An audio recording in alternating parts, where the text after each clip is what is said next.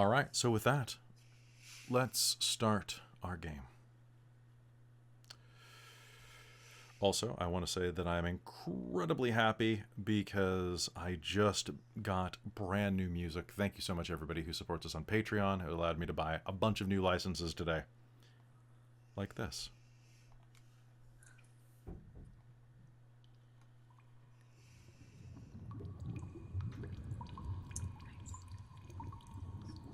There's nothing but rushing darkness for the longest time. The feeling of having the world buffeted around you. The mountain giant bends, breaks, and explodes into rubble and gore around you that you cannot see. Little flashes of it invade your dark vision, but beyond that, there is nothing else.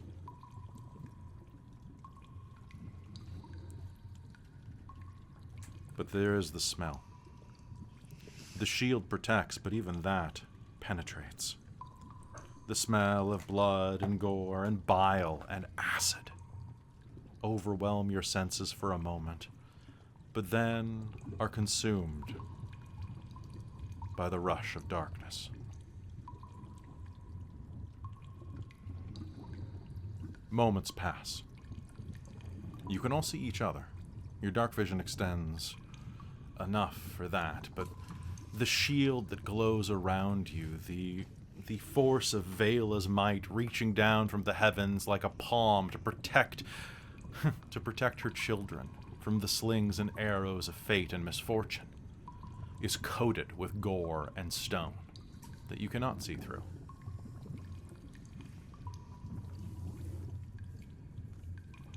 When the rumbling stops, you can hear only the dripping and gurgling around you. Viceland looks at you from his slightly scuffed and dirty silver armor. He blows some of the dangling silver blonde hair from his face. Is everyone all right? We're fine? Eaten, but fine, yes. Yeah, I mean, it's kind of smelly, but been in worse. Ugh, this sucks. This is pretty gross. Yeah. Sorry about that. This is the only way. I needed bait big enough to catch this thing. Why? Because I'm looking for the Ivory City. You ate it? No. There's someone inside of here who can help guide us to it, though. Why is there someone in here? Do you want to see? I mean, Can- I'm really Morbid- curious now. Curiosity says yes. Can I do a roll to like see if I know anything about the Ivory City? Yeah, absolutely. What are you talking about? Give me a history check. History.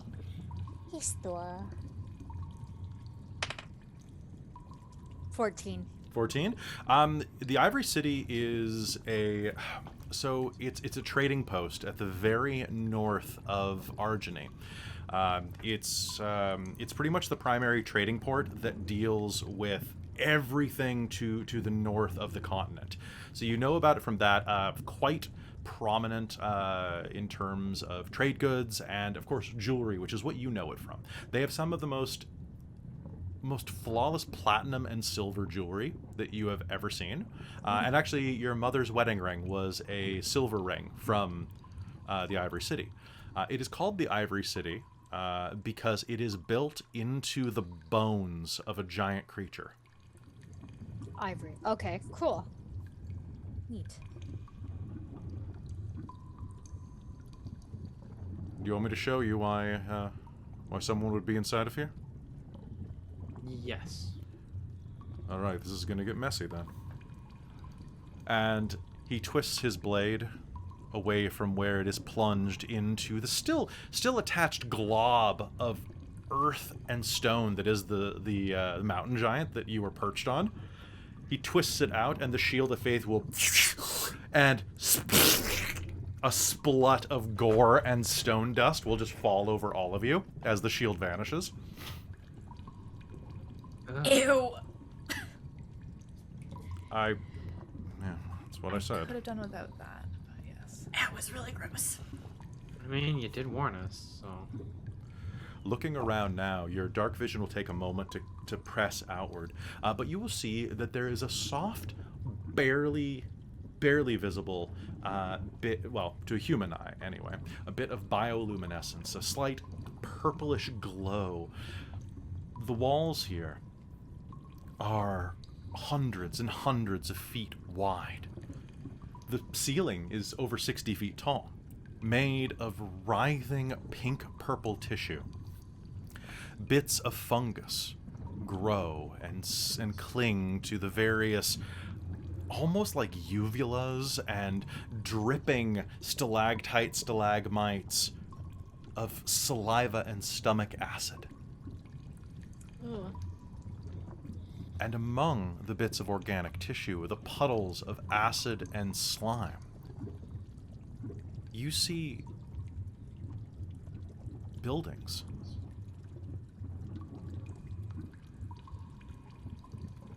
You see relics of the past.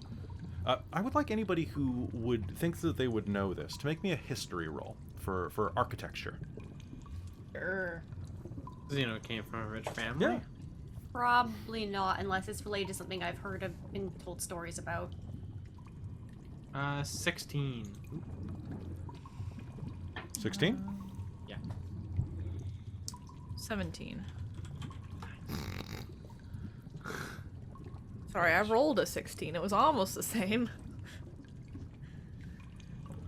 All right. So, looking directly in front of you, both of you are going to see what is a barely visible mosaic. Now, with your dark vision, there is a tiny bit of light here, but you're only going to be make out in grayscale. But it looks to be a broken Ethonian. Well, no, Arcosian? The lands of Arcos are kind of a corollary to like ancient Greece, and you are going to see what looks like the goddess Mitna in mosaic. Goddess Mitna is the goddess of victory, and is usually depicted as a very incredibly strong-looking woman, often with wings or wings on her ankles. Basically, cross Xena and Hermes, and you've got what Mitna looks like in most of her depictions. But the architecture style, the art style of this mosaic that's buried on a slab of wall about 30 feet to the left, half submerged in a pit of acid that's slowly leaching away all of the color and texture from it. It's gotta be like early Arcosian, like 7,000 years ago? 6? Something like that. It's not very good stomach acid then. It doesn't look like it's been here that long. And as you are looking around the rest of it, can anybody who wants to make me a perception or investigation roll? We'll say perception. Let's say perception. Alright, I will do that then. Let's try out my new dice. They arrived right before we finished. Or right after. Right before we were going to start, we played one game and then they arrived. Then we stopped playing for a bit. Because stuff. I only rolled a 9. 9? 22. 22?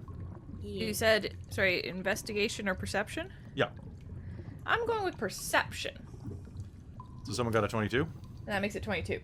That was also me. 22 on perception. And what'd you get, Kat? I got 19. Okay. So, Mars, you are not going to be able to really get a good look at what is going on here. You will see Viceland reach into his satchel and pull out a small vial that he quaffs. There will be like a slight glimmer that fades over his eyes, and he blinks around a bit. Kind of like a guy putting like eye drops in contact lenses. Alright, that's a bit better. It was pretty dark in here for a minute. I think the smell's upsetting my eyes. Do you need something for it? I'll let you know in a minute or two. Please do. It's just stinging. It's probably the stomach acid. It doesn't It gets better the further down we go, but it gets, well... I would assume, actually, I have to be honest, I've never been inside of a Ruin Eater before. Oh. That's Can't say what I these have things are either. called? Yes. Huh.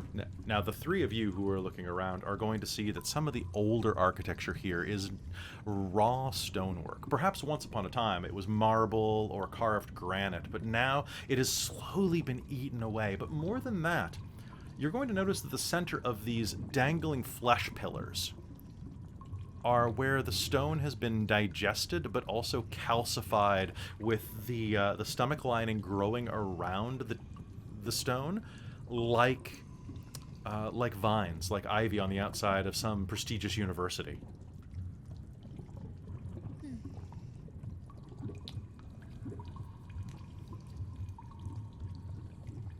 These things prowl the Underdark. Well, as much as something can.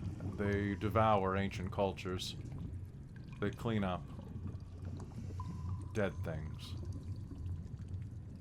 Particular lust for stone. Like the mountain.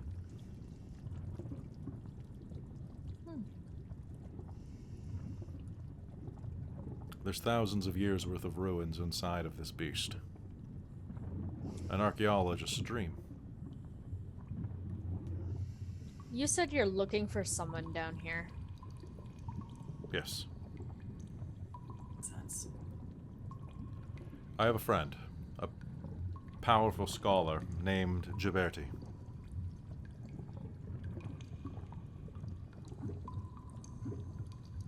How long have they been down here? I'll be honest, I paid a friend to use a locate person spell.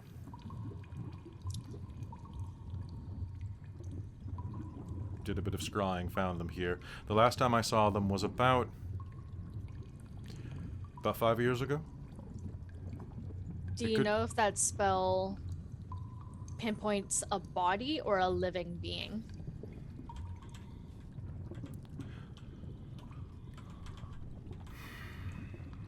It should locate the living... He looks a little puzzled for a second. Well, regardless, if we get the body, I can resurrect him, but... Okay, I guess let's go look for them Go spelunking. in a whale. There are worse places.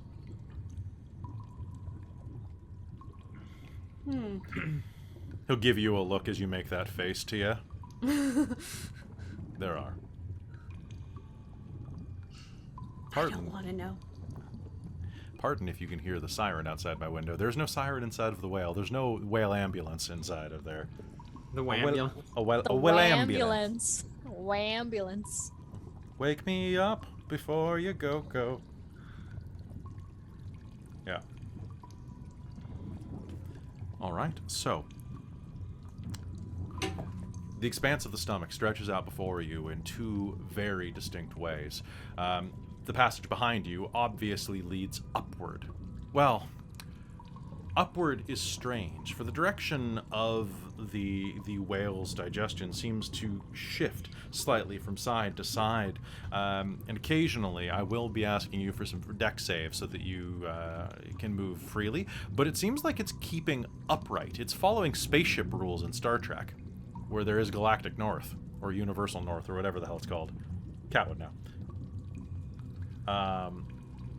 But it seems like it is pretty easy to navigate comparatively. There's only a forward and a backward, and the direction you're facing, or you were when this happened, seems like it would probably be the right way to go. In front of you is a series of stepping stones that were improvisationally dropped there by the impact of the mountain giant that you were riding on. The acid that pools around these stones is sort of a purplish tinge, and you watch as it slowly begins to eat away at the sides of the rocks.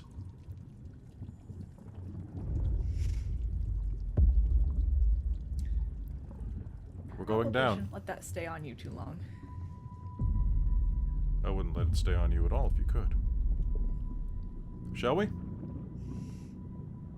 Let's. Let's go. What else are we gonna do? Who's taking point?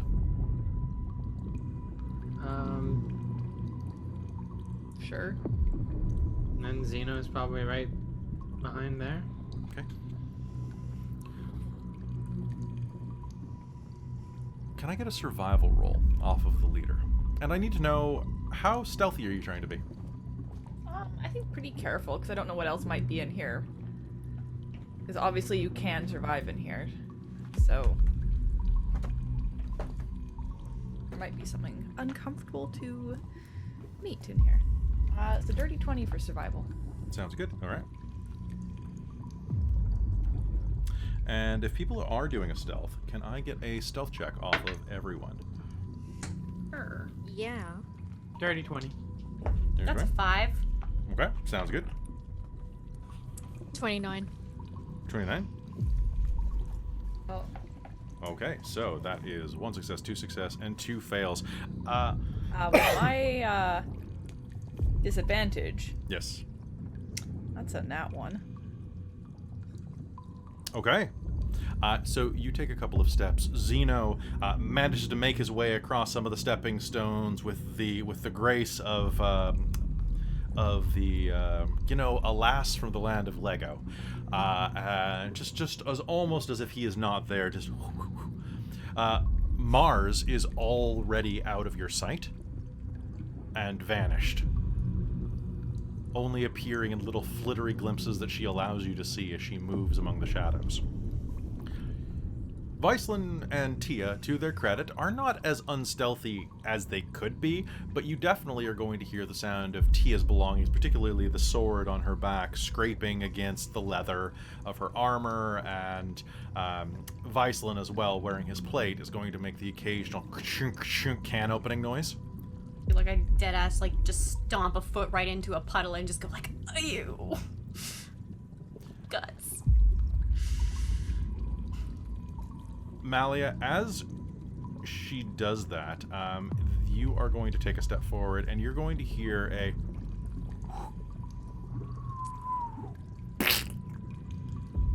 and a bit of gore.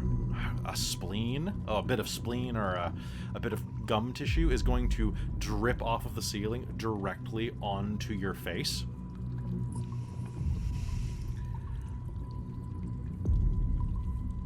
Expletive Vela's name and... Okay. I can't think of a good one right off the top of my head, but... You're going to shout that out, and it's going to echo. I'm gonna take Vela's name in real vain. Vela's spunky ass. Something like that. Oh yeah, actually no, my go-to is Vela's tits. Vela's There you tits. The entire party turns and looks at you. She calmly kind of wipes and just does that hand flick to have it splatter off. I mean, I know tits are great, but not right now. Sympathetic cringe on Tia's face.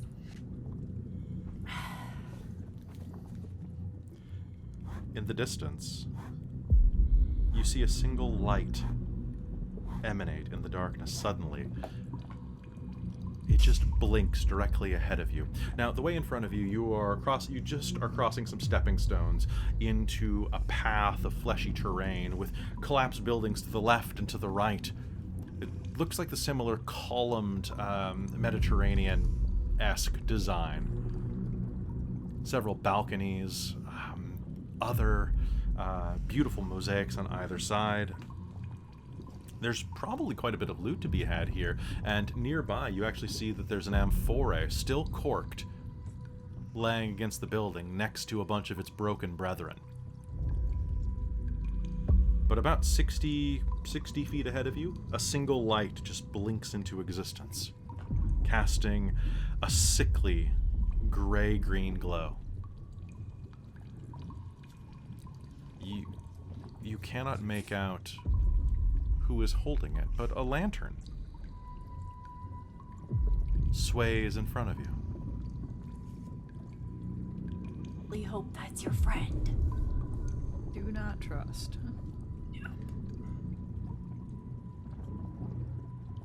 The first thing I think of that is like one of those fish, the angler fish. Who speaks, let's see, this would be... Who speaks Primordial? No. Not me. Yamo. Do.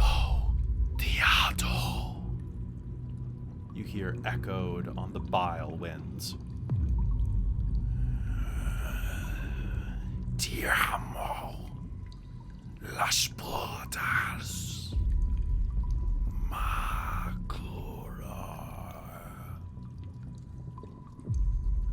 And as you are standing there, a skeletal hand will reach across the lantern and open a small gate, exposing more of the light out to you. Can I get anybody who's looking, please do me a favor and make me a Constitution save. Oh no. Yep. All right. Ooh. Do. Oh Dirty no. 20. Dirty 20? 22. 22? 12. 12? Okay. 21. Holy crap, really? Okay. Light is going to flood the area, and you are all going to... Yep. Okay. Sounds good. So... Mars, you are blind. The light is going to permeate your eyes, and you are going to feel completely dazed as you can see nothing but the deadlight in front of you. Can I get an initiative roll off of everybody? And let's do it. Do you want us to put it in the chat? Yes, please. Okay. Okay. So that's 19 for me. Okay. Oh wow, you guys rolled interesting initiatives. Can't. Yeah, I rolled a 2 and then added my initiative to it. Nice. Alia. Tia. Viceland rolled a 3.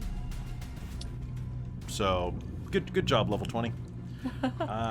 Let's see, and then... Okay, top of the initiative, Zeno, and then the lamp is on deck. What do you do? This creature's in front of you, about 60 feet, and as that light shines out, it's going to look kind of like this. A skeletal woman that holding a lantern dressed in drapery from eons past.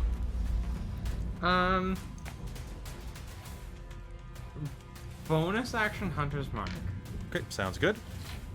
And then I'm going to shoot 3 bow shot arrows at it. Wow. I'm going to shoot It's it 3 been a times. while, my friend. Okay, here we go. Ooh! Shit. Oh, fuck, I didn't say that. You didn't. I didn't. So, we are getting... My lowest one's a 24 to hit. Okay, that's going to be a hit. Give it to me. Okay. So it's 3 hits. I get 3 of these. Plus 300's mark. And your arrows, you're using your necrotic bow, right? Yes. Perfect. Good to know. Yes, so that's plus 1 necrotic, which, I mean, judging from the picture, I don't think it's gonna do. Okay, do.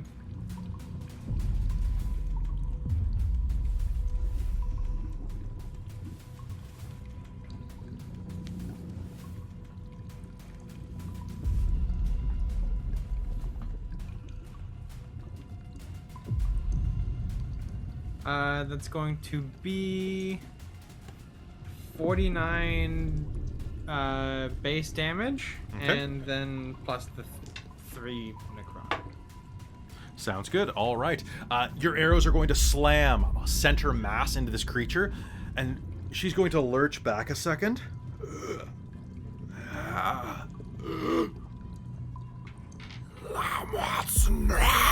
And is going to reach out. I need you to make me a wisdom save, please. Ah! Okay. Oh no. That's not good. Oh. Still not great. That's gonna be a 11. Okay. Then just one moment for me, my friend. Oh god. 15, Oh, no. 18, 22. Take 26 points of necrotic damage as a spectral hand is going to fire out in the beam of light, grab you by the throat, and begin crushing you. That's 28, you said? It is. And you failed. You are frightened. Unless you cannot be for some reason, which means that you cannot advance. You can still attack, but you cannot get closer to her. Okay, sounds good.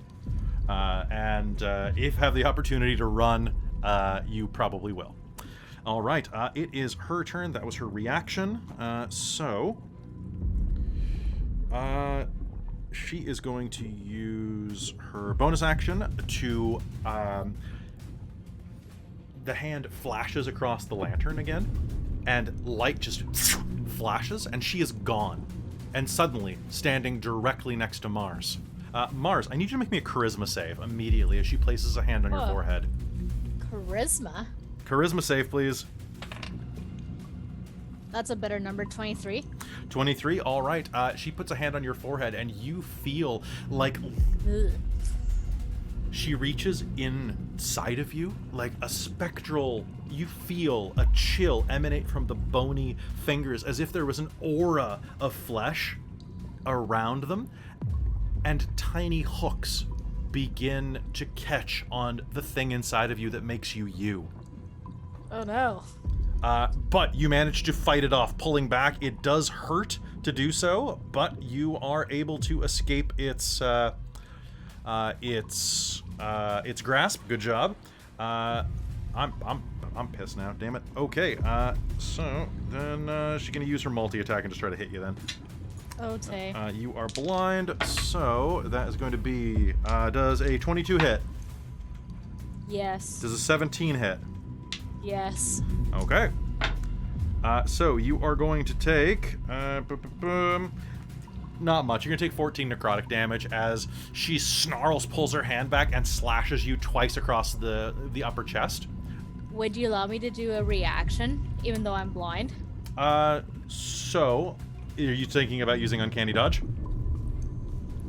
Or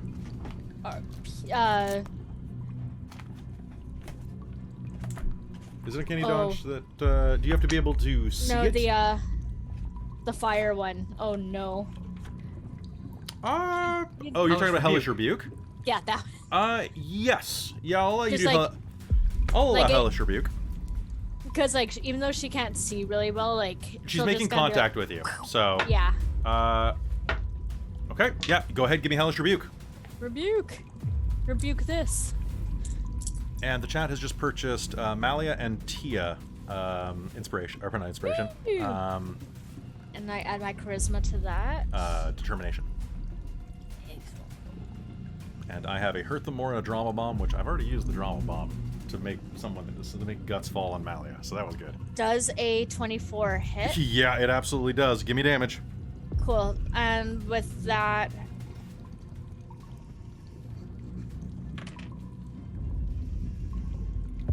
and it's just the dice. I don't add anything else to the dice, right? You do not not on Hellish Rebuke. So I think it's either 2d10 at your level or 3d10. I can't remember. Oh, Yeah. and Mars and Xeno, whoosh, both have it. Woo! 13. 13? Okay. Solid hit. Your flame is going to lick out, and she is going to snarl as the flame singes her robe and kind of catches the hem of it on fire. She'll pull back slightly, and is going to... she is going to use that Hurt Them More that I was purchased to use the disengage action and step across the pool of acid to her right, moving a full 30 feet away from you as she does so. So Good. she is not over there. She's not in range of physical attacks. All right, Malia and then Tina. And then Tia, not Tina. Okay. Does this look like it might be undead? It's a skeletal woman dressed in robes. Yeah. Channel Divinity the bitch. Okay. Channel Divinity works at what level up to at this point? Okay, so... For Destroy Undead... level 2. However, Turn Undead is the base level of that. So turn undead is up to what? Turn Undead just works, generally. Does You it? have to just save, I think. Ooh. All right. It becomes Destroy Undead. Okay, cool. So it's that you can turn, and anything at the level that you can hit can be will be destroyed. Otherwise, they're turned. Oh, you're right. You're right. Okay, cool. I was it's making a sure there wasn't wisdom a save. CR. So wisdom save. All right, let's do it. Yeah, the CR is only for the destroy part. All right, that's going to be a 19. Damn it! I'm pretty sure that saves. Yeah, I'm pretty sure it does too. I think That my was save it is was 17. almost a 10, but then it rolled over. All right. Well, it does not do anything then. You will raise your holy symbol of Vela, and she will say in primordial, which you don't know what she said, but it probably wasn't good. No. Probably not. All right. Do you have any other actions you want to take? I don't think there's much of anything I can do. All right. Yeah, no, everything's in action. That Okay. took it. So. All right. Tia, you're up. Then Mars is on deck. Okay, so how far are they within 120 feet? Yes, this they are. enemy? They are 30 feet away from you right now. I would like to summon a tidal wave. Okay. Which I assume would be like it summons a wave of water, so that'll be fun. But Okay. so the idea is that I'm aiming this so that it's not gonna hit any of my allies. Yeah, you're aiming it away. Sounds good. Yes. All right. Okay. So area can be up to 30 feet, 10 feet wide, 10 feet long, tall. What's It my needs save? to make a dex saving throw. I'm very of dexterous. And just 19. while you're doing the dex save too, I was just checking up because Nacro in our chat was saying, don't you make a dex saving throw? And you do for my Hellish Rebuke. So Yeah, I just did. double checked it. Okay, good. I did. I got a 4. Ow. Okay. So. Just want to make sure that was clear. No, totally, absolutely. That totally Sorry, what did was hit me. your- So I got a 12. Okay, so you Oh, pardon me. fail. I got a 15. You still fail. Okay, cool. My save is 19. Okay. On a failed save, creature takes 48 bludgeoning damage and then is knocked prone. So you're knocked prone, and let me just roll right, give it to me. some. That's 21 bludgeoning. Oof. So then the water spreads out across the ground in all directions, extinguishing unprotected flames in an area within 30 feet, and then vanishes. Okay. So you are going to cast her to the ground. She is going to snarl. And how much does that push her? Or does it just knock her over? Oh, it knocks you down.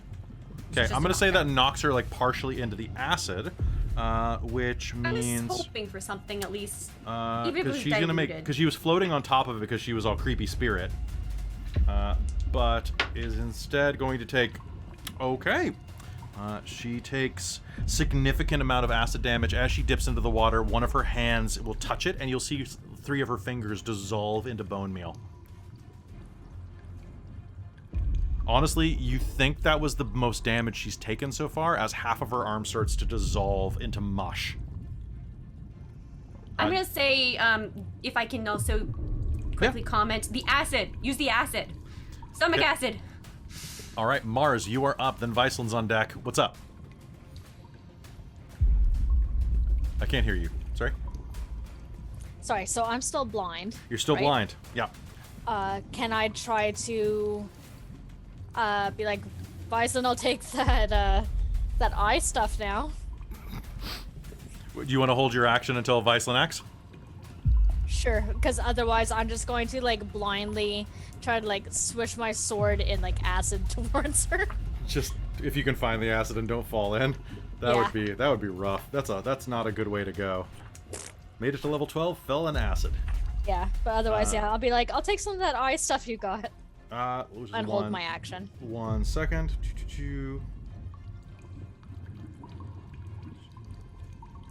Okay, I'm gonna say that this qualifies for this. Don't worry, I have you. He's gonna reach up and touch you on the small of your back and use cleansing touch. This is going to cancel the effect that's on you. Yeet.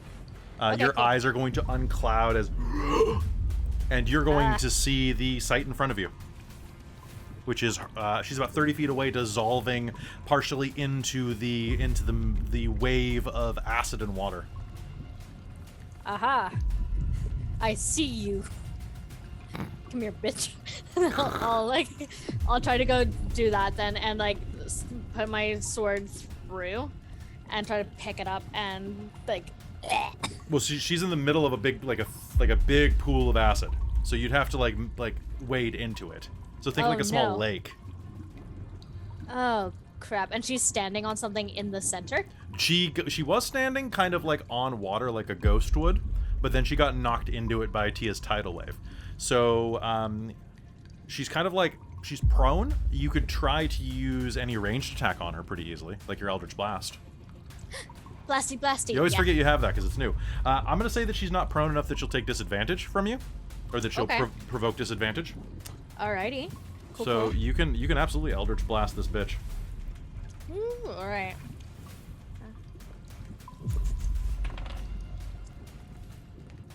How is 22 to hit? Yeah, that's going to hit. Roll me damage. Cool. That's force damage, right? Force damage, yes. Sounds good. 1 beam at 2 beams at 5, 3 beams at 11th level, so I'm at 3 beams. Yep, so you do 3d10, each one of them gets your charisma bonus because you took Agonizing Blast. Yes, I did. Because why would you not? And each one has it, or just one of them? Each one of them gets your charisma bonus to damage. It's the best thing in the game. Like, it's like the best thing for Eldritch Blast, at least. That and the sniping one is pretty good. 5, 6, 1, and then... So you make, is it 3 attack rolls or is it 1 attack roll with 3 bolts? I can never remember that with Eldritch Blast. I always thought it was 3 d10. That's how I was doing it. I don't remember. It's okay. I can read what it says here for you, just to like see if maybe you can make a better thing. On a hit, the target takes 1d10 force damage. The spell creates more than 1 beam when you reach higher levels. So you make a separate attack roll for each beam. Yeah. Yeah. So it's 3d20. Oh, 3d20. Okay. Yep. Which means that you can crit on multiple ones. Yeah. So I hit with 2 and I miss on 1. Okay. You sure you missed? Yeah. Okay. Yeah, I rolled a 2 and I still added it. I'm like, Yeah, I mean, you have inspiration. You know what? I do have inspiration.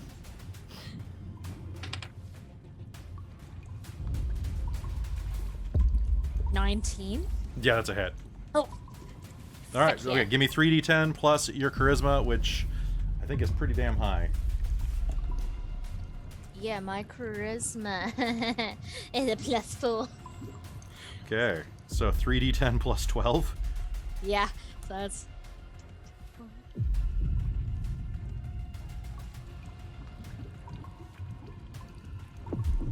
32.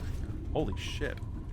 All right, so 3 bolts of arcane energy are going to flare out of your hand, slamming into her, knocking her further into the acid, which is going to start to melt through her robes, revealing that her body is a skeleton that is laced with black veins of some strange organic tissue that meet at the center of her chest in this throbbing black heart.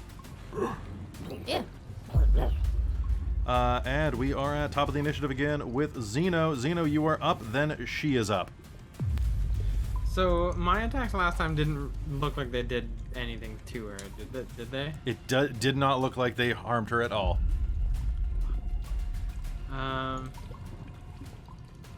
And she's way too far away and in acid, so I can't just be like, oh, do. You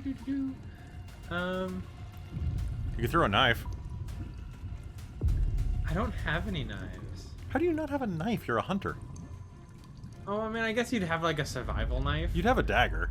but I don't have anything enough to actually list it in my weapons. Hmm.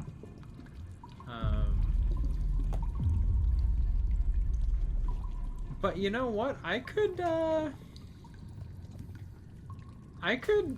cast Hail of Thorns on something, because that way that's not that's piercing damage. Okay. So I'll make another 1 attack, Okay. and I will cast that as well. It's been a while since I used it. Let me just make sure that I pull this.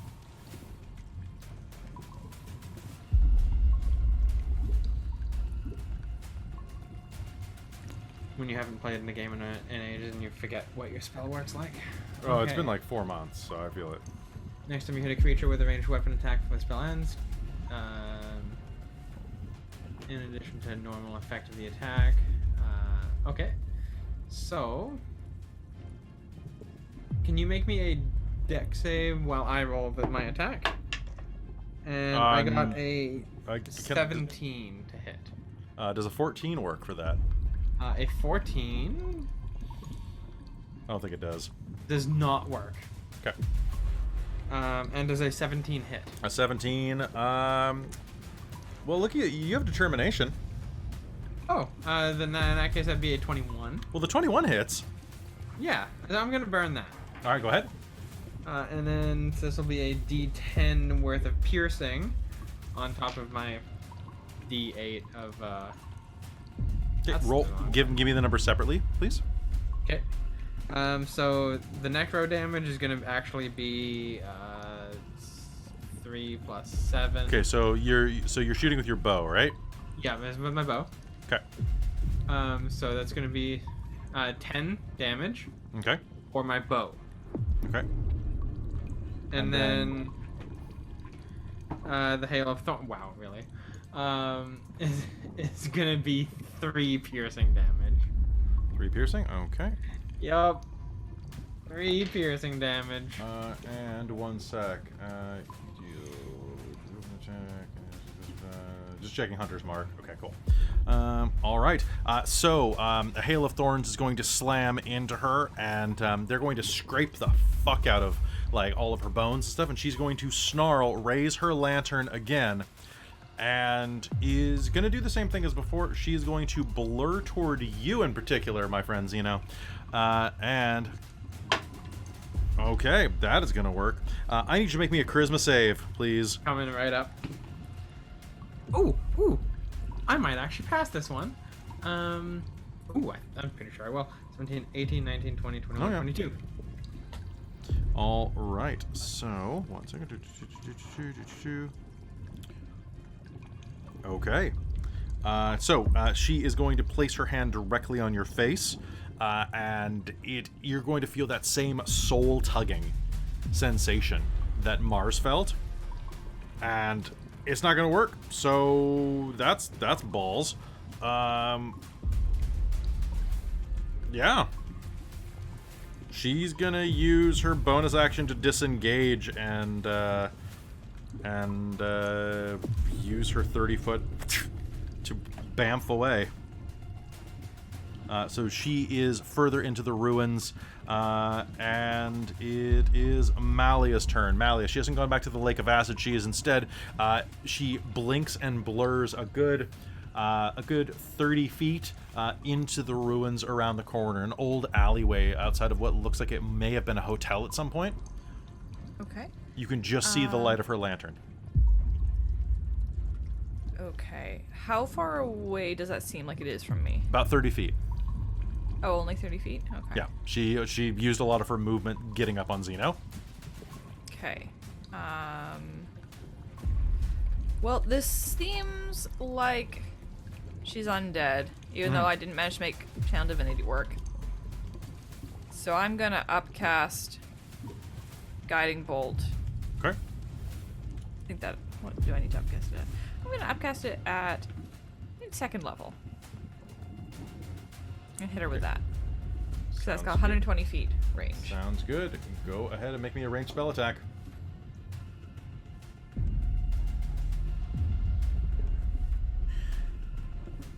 Did Nat you? 20. Well, finish her. Ah! 10d6. Holy. I upcast it to 5d6. Okay. Yeah, like You literally, like, cannot not kill her with this hit. Just letting you know, like, you could roll all ones. Xeno softened her up for you. There we go.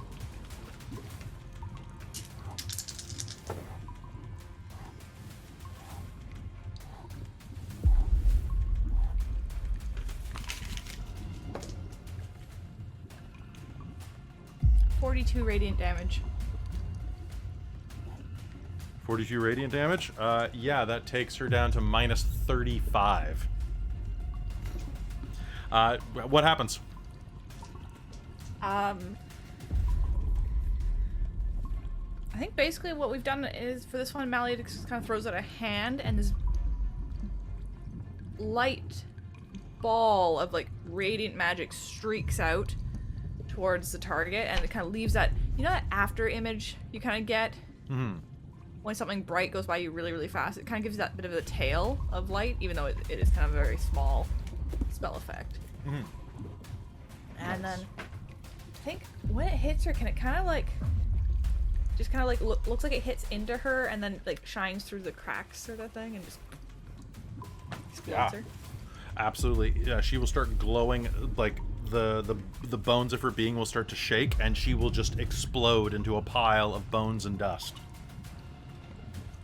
The lantern will hit the ground, spin twice, and the light inside will slowly fade with a heartbeat to nothing. What was that? Anybody recognize what that was? No. Looked very dead to me. A Oh, we lantern know there's bearer. stuff in. We know there's stuff in here now. Huh. Interesting. Does anyone have a passive perception of 18? Yes. Yes. Cool. Both of you are going to hear something large move in the Yes. distance. And we're still not the only things in here. We're not. We should move quickly. Is anyone hurt in any real way? Yeah, I got a I'm couple good. scratches, but that's I it. mean, I'm still scratched up from before, but it's not terrible. Okay. Kelly, Yes. as we pass by, can I make a perception or investigation check to see if there's anything in our path that could be valuable? Sure, you can make me a perception roll. Because Xeno will be that way. 18. Sure. So looking around, you'll see that there are a couple of tarnished copper coins laying nearby.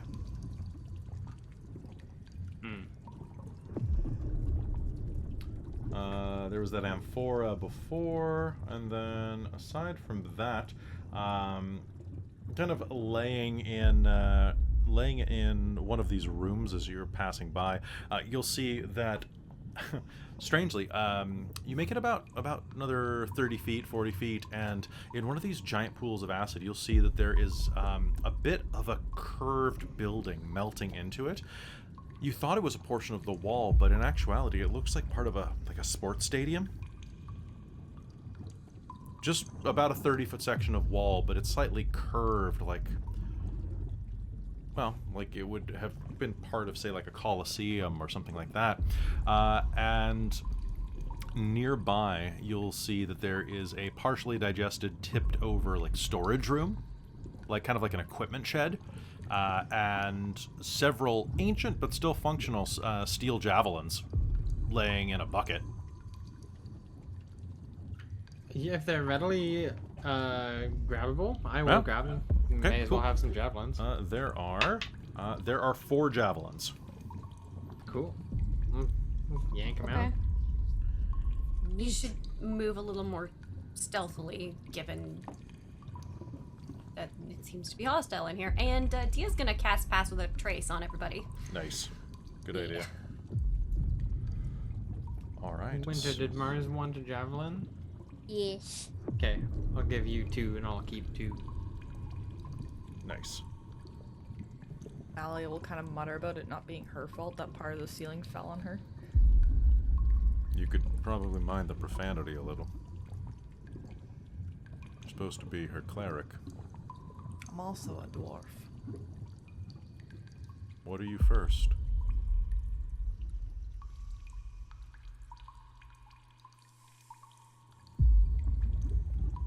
She'll just kind of grumble.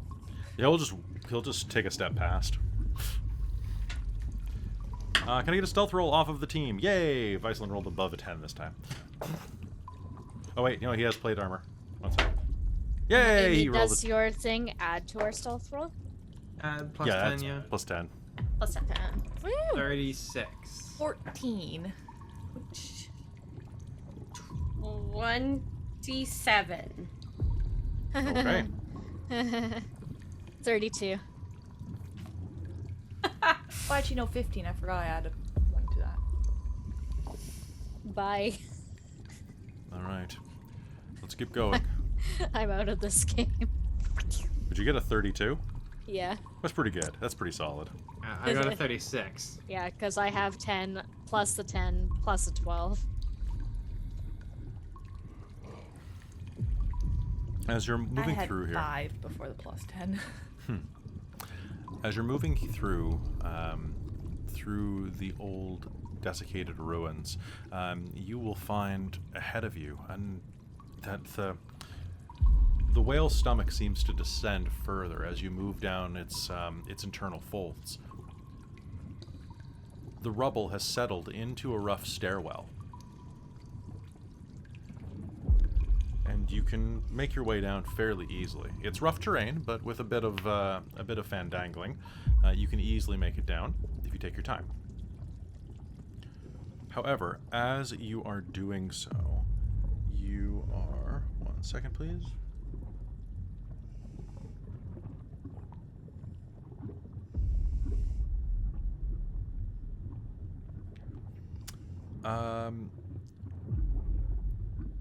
You are going to notice, any of you that have a passive perception of 16 or higher are going to notice that there is a shape moving above you, about 40 feet up. And I have really long dark vision as well. Yeah. Can I make a perception check on that? No, you don't need to. Your passive perception is above that. You are going to see that there is a rainbow... Well, yeah, there's just enough light to kind of glitter off of it. A slightly, like, rainbow-shelled creature moving above you.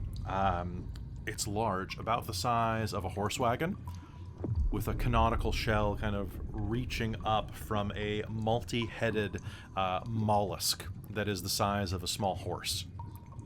Can I make a check to see if I know what that is? Yeah, make me a nature check. May I also do that one? You may. It is clinging to the ceiling and just slowly going... And does it look like it's like following us, or? Nah, it looks kind of like it's minding its own business. Oh, okay. Mally's gonna kind of look at it like, what the heck is that? 19.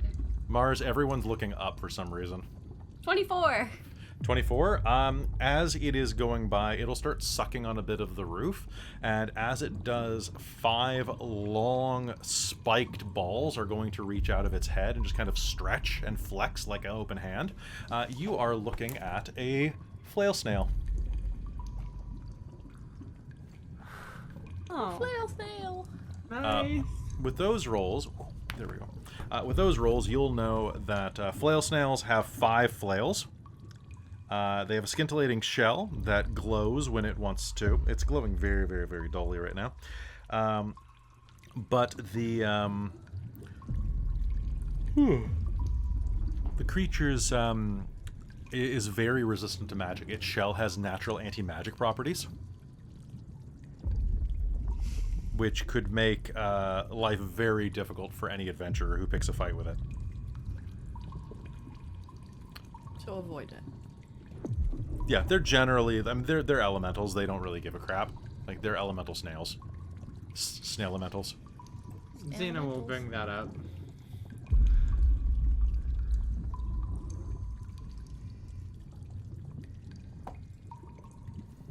Alright, well, I vote we leave the snail alone. Yeah, probably a good idea. That's pretty much my plan too. The ground begins to tremble around you. Can I get everybody who is going down this stairwell here to make me a dex check? Pardon me, a dex save. It'll be a save. Okay. I am looking for a 16. 17. That is lucky. 22. Yeah. I pass with an 18. All right. 6. 6. All right. You are going to be knocked prone, Amalia. The Ruin Devourer, the Ruin Eater, shifts as it continues to plunge downward through the earth. And you're going to be pitched off your feet and are going to hit the ground and start sliding down this stairwell. You're not going to take any damage. However, as you do so, the rest of you are going to see this lumbering shape move from the darkness, and long tentacles are going to lash up, wrap around this flail snail, and it off the ceiling and into its waiting maw. Malia, you're going to slide directly up to the feet of a huge amphibious creature that looks like a cross between a kraken and a frog. And it turns, swallows the snail in a single gulp, and looks down at you. Ylos tits. And I think we're going to go to break right there. And this is what it looks like, by the way. Is that what I think it is? It's a froghemoth. Yep, there. Yep. There you go, Dave. That's for you. All right, we'll be right back after this quick break.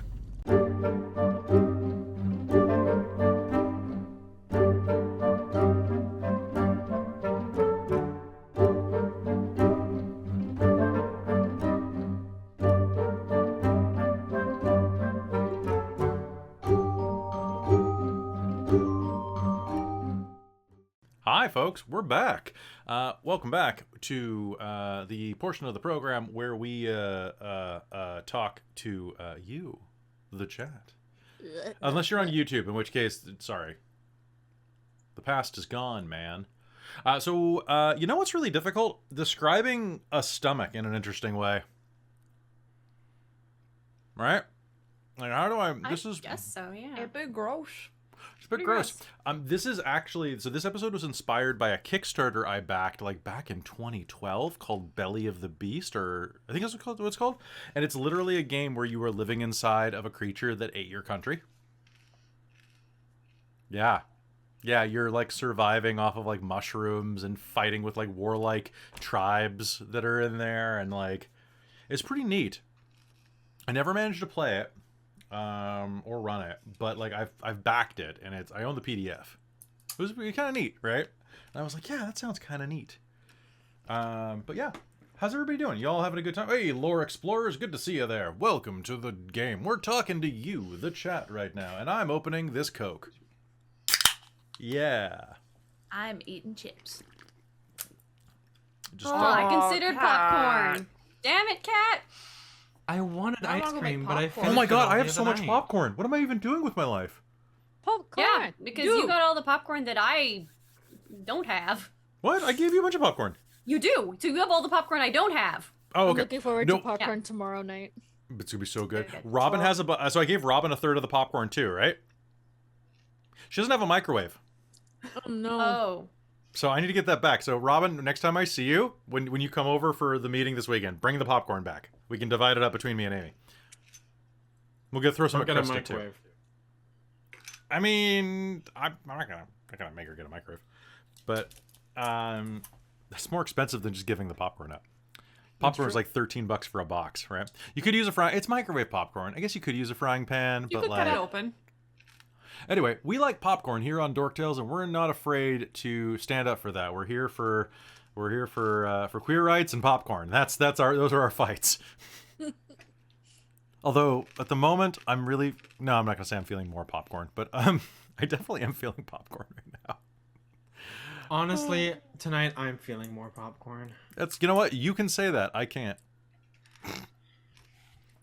You're allowed. I'll allow it, Kat. I have heart-shaped earrings that say queer on them, and I call them my queerings. I love that. That's so. That story checks out. Story I checks have out. a necklace that says Queen that I definitely picked up when I was shopping with Winter like several years ago. And every time I look at it, I'm just like, if I just break off that bottom part of that N, because it's like in like an old fancy style font, I'm like, it could just say queer. I could just have a queer necklace. But then you wouldn't be a queen anymore. I know. So I these are the also- choices you have to make. I think the Right? same one I got that day was Partners in Crime. I also learned that my new hairstylist has a tattoo across their chest that says "queered" in rainbow lettering. That's I amazing. I told you I you'd love like that. them. Just saying. Yeah, right. They've They're been pretty my awesome. stylist for years and years and years, and they do good stuff. In Like, I fact, still have a I'm bit going of to a go fade. see them on the 6th to get my hair dyed finally. I'm Managed to glad an you got that invite- rescheduled. Yeah, managed to reschedule my appointment, so that's Winter, great. they're the one I was trying to push you toward. Vamp, right? Yeah. Yeah. They're, Yeah, they're, they're good, super and their cool. prices are really reasonable. Like, Yeah. because they're working for themselves now. But anyway, hi good. folks. If you have any questions about the campaign or any Dungeons and Dragons or other role playing related stuff, just mention it right now, and I'll talk about it. So yeah, we got some fun surprises happening this episode. And Robin, thank you for that message you sent me. I appreciate that. I have to look something up real quick. But yeah, so how's everybody doing? How have you all been? Those of you who are here, and those of you who are watching. Oh yeah, that's cool. I'm doing better, and it just like it also feels weird being back in streaming mode because whenever I interact with Jordan on his stream, everyone just knows me as wife over there. So then here I'm like, oh You yeah, can be a wife here. Marry one of the Wife. others. Wifey? waifu. You mess with the waifu, you get the knifeu. Are you my wife? And no, my catchphrase is uwu for life, uwu for wife. Ara for Oh death. dear. Ara ara. Ara. Oh boy. Oh boy. Oh boy. I'm thinking of getting a t-shirt that says wretched little man thing. By the way. Yes. So Kat, you know what's up. Looks at Vincent. Kat, that's a wretched little rabbit thing. Wretched little man thing. Wretched little bun thing. He is wretched. Yeah, so I'm hoping that everybody's doing pretty well and that it's a good night. I'm trying to think of things to talk about for the chat break because we're all really tired and it's kind of weird coming back into this after taking a while off because we've been kind of running it nonstop except for like a couple week breaks on holidays for like Right? 2.5 years now. Yep. Mhm. Pat, throw us some talking hooks. This is Yeah, my chat. we started Birthday Chat's with. talking Monday. about Nickelback. Oh, happy early birthday, Winter! Yeah, it's coming up. Yeet. Ooh, yes. Nice. Oh yeah, that's why we didn't have game last week. It was my birthday. Yeah. Yeah. Mm. I wish I could go to your thing, but I have to work tomorrow. Mm. Oh, boo. What about Hexeter House, buddy? I'm trying, man. I'm trying. It's there's One a day. doodle pulled out to the One cast. day we will finally set that to rest. to finish it next month because I want to finish it in December. You like the background? Thank you.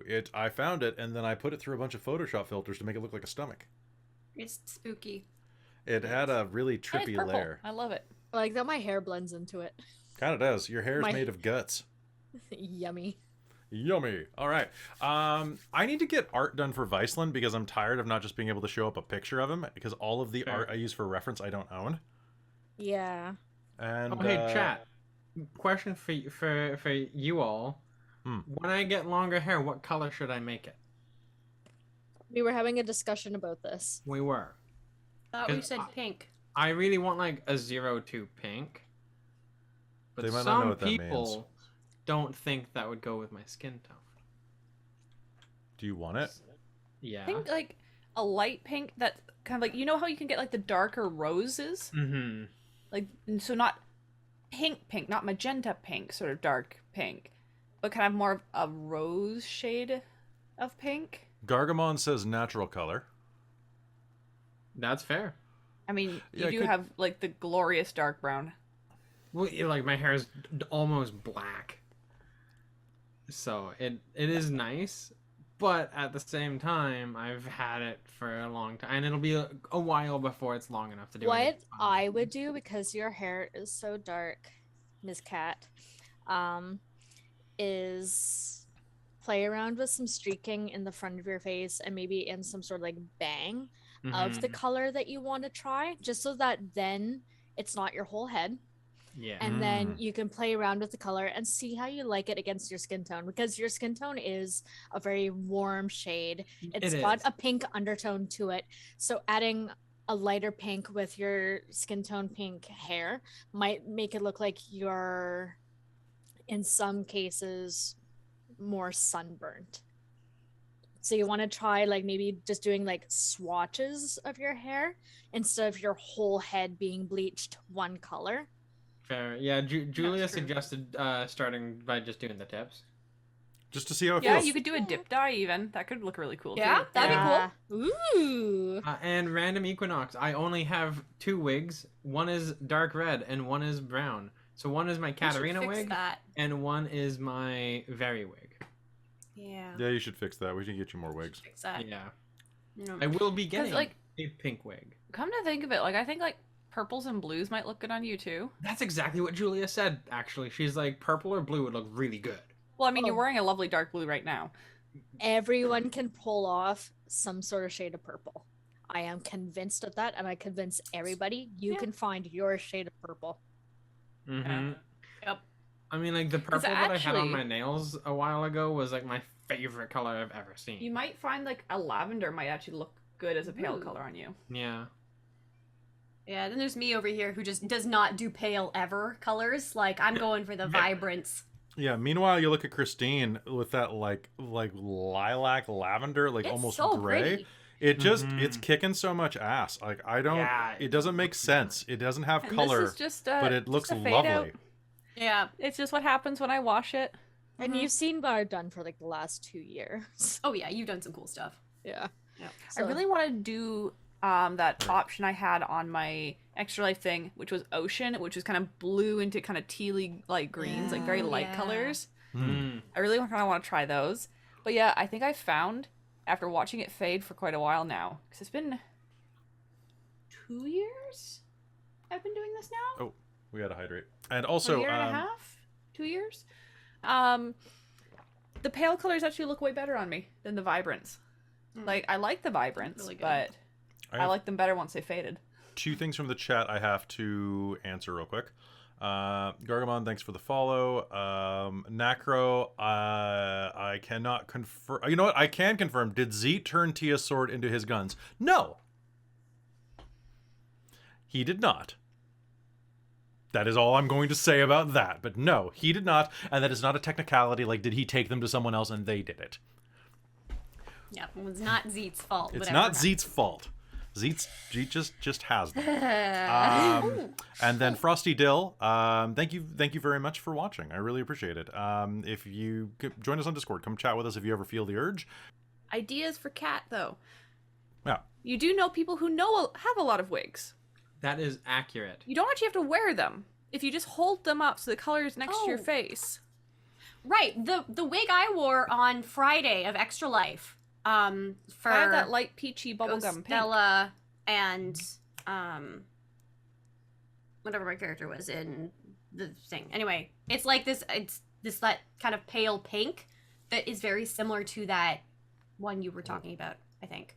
Because the one I have from my short one that's pink is bubblegum. The shade Yeah, it's a bubblegum slightly from different Arda. shade. Yeah. We should just like combine all of our pink wigs for Cat to try one day, Just come and stand just like next to yeah, the mirror, have see a what each wig color looks party. like. Wig party. big party. Someone in chat was saying, "How many wigs do you need?" I think. Yes. And the answer is Yes. Infinite? As All long of as the we don't wigs? bring All? Vincent to the wig party, because Everything? Vincent will eat wigs. Go wig the out. necessity is Vincent having can't come space to our house, store them. period. The dog would see him as a chew toy. Absolutely. Oh man. Finally, a good use for the rabbit. Oh, savage. Oh. Okay, I so love you, I had a Vincent. rabbit as a kid cat, Yeah. and my dad's name for it was Barbie. Short for barbecue. Yep. Yep. There it is. Dad jokes. I mean, Wow. It was an outdoors rabbit. It was not allowed indoors, but Yeah, it was. It just Vincent reminds spends all me his of time in there. my friend, my cousin had a horse that her parents called it, referred it to as grad dress and tuition were the two horses. Oof. Yeah, because they were gonna get sold to pay for the grad dress and then tuition. And it was like, oh, Interesting. oof. where do people go that they pay that much for a grad dress? I think one of them was a pony, technically. Okay. How much Because does I'm a pretty pony sure go mine for? was like $60. Quite a bit. Oh, yeah, your, no, Your mine grad was- dress was $60? Yeah. Holy It was crap. very normal for my high school to spend upwards of like 100, 200 on your The grad dresses. girl that I went to her prom or grad, whatever you want to call it, I think her dress was $400 Julie, Yeah. for Amy, like just do the you fabric. remember the shop downtown, Brian's? Oh Yeah. yeah, I That's loved where I got it Brian's. from. Brian's That was so just like a good. normal shop, but happened to have. It had more dresses, Yeah, but they were cheap. That's true. But they Yeah. were decent. Like they weren't horrible. No, I had a kind of almost tank top style empire waisted dress. So it had the spaghetti straps and like the tank top, and then just a band. It was silver, and it had a band of black lace under the bust, and then the skirt was pleated, so you could grab the edges of it and pull up like this, and it would still touch the ground Wow. because it had so When- much material in the skirt. When it was mine and Julia's prom, I bought her dress, and I spent before alterations $550 on hers. Girl, like, so, well, and when I went to, like, not, it's not a dress, but because I was living in Missouri at the time and I was coming up for my partner's graduation, I was going to be up here for like 2 weeks. So renting a tux was kind of out of the question. You can't rent a tux for 2 weeks. So I Yeah. bought one of their tuxes off of them for like $350, something like that. That's why I have a tuxedo, is because it wasn't worth it. And I don't know where, I think it's at my mom's house, but it still fits. Actually, it's a little baggy in places. Actually, Winter, remember when we did that fashion show that time and I wore a tuxedo and you had to pin it behind my back because I Yeah. lost so much weight? That I was nice. remember. That was nice. I missed That's a that. good day. It was That's a good. good day. It's good. I'm like, you have to pin something I wore when I was 18. Like, what the hell? Yeah, see, I was raised by Scots, so Scott Baio? there was no way they were paying more than $100 for my grad dress. Yeah, see, Like, whereas for me, no like way. at that time in my life, that was a normal thing. I think we spent Um, more money on the shoes. And that was Julia's my shoes were grandmother also being really like, expensive. just buy whatever you want, whatever's Um, comfy, just get them. Yeah, my grad dress was kind of like donated to me because the girl that used it was just like, I wanted to go to someone who is going to like love the dress, and she actually tailored it to me so she could practice her sewing. That's So I was useful. like, that's pretty Yeah. cool. Yeah. Yeah. Yeah, Yeah. Granted, Julia has reused her prom dress on many different occasions, at least. I have Oh, that's never good. since worn my prom dress. Um, I can't fit it Yeah. anymore. Julia I still would, have mine. It still fits. Julia would wear hers out on, like when we went on vacations and went somewhere like really fancy, or like on a cruise. You know, she'd wear it. Yeah, I like was insanely skinny in high school. I am now normal sized. See, Julia is just perpetually insanely skinny. She's very, very, very tiny. small person. Oh, But She's no, got, I like, 23 donated in waist. mine to I think Big Brothers and Big Sisters. Hmm. So they'll either sell it or give Hmm. it to a teenager who needs one. That's fair. It's nice. All right, let's get off prom dresses because that's a topic that I think is great for a role playing stream. Yeah. Granted, I want People to are go here for for the prom random. dresses. well, someone in the chat is just like, the future needs a D&D themed prom. That's Werewolf I'm like, Mom. yeah. Shout out to Werewolf Mom. I like Werewolf Mom. Werewolf Mom's Yeah. cool. Absolutely. Also, it's a great name. I also want a prom dress for me. I was about to We say we should- should do that. We I should have a always- prom for you. You should have a promposal. A One of my- homecoming. Like, one of the things I've wanted to do more than anything else in my life ever Sadie Hawkins. was okay. Was I want to go wedding dress shopping with somebody because I love wedding dresses. Oh, But honey. Are you I've never thinking been able what to go I'm wedding dress programmed shopping to with be anybody. thinking? And now I get to go wedding dress Makeover. shopping with me. It's so fun. We need to get you a girlfriend first. So hey, ladies, if you're single, she's looking. It is true. Although, no, as soon as I'm a bit happier with the way that I look, I'm just gonna go in and be like, hey, something I've always wanted to do. I want to do wedding dress shopping. Yeah, do it on the off season. That should be good. When is the Exactly. off season for wedding dresses?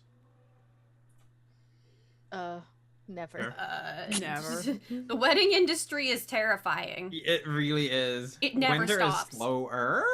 Ish, because but then You you know have a what lot of you people should who want do, their winter Kat? weddings. Christmas Is wedding. if you want to like try on a bunch of really fancy dresses, go to somewhere like the Bay in May to June, Yeah, fair. Ooh. right before prom, and they have tons of those. Yeah. Ay. Yeah, I just want pretty things. I want so many pretty things. We'll we get can help pretty you with things. that.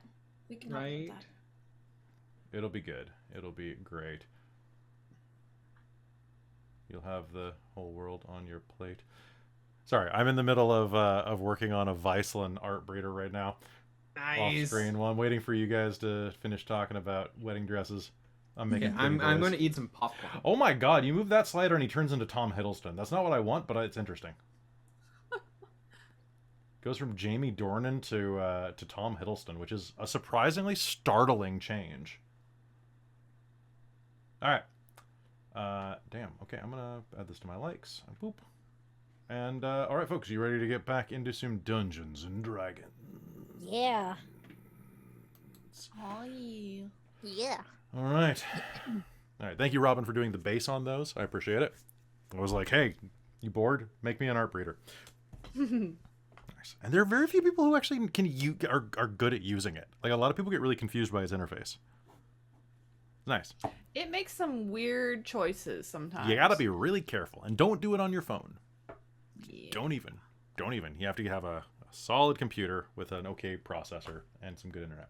Okay, so folks, we're gonna head back into game and bring all 41 of you with us. So let's do it in a 5, a 4, a 3, a 2, 1.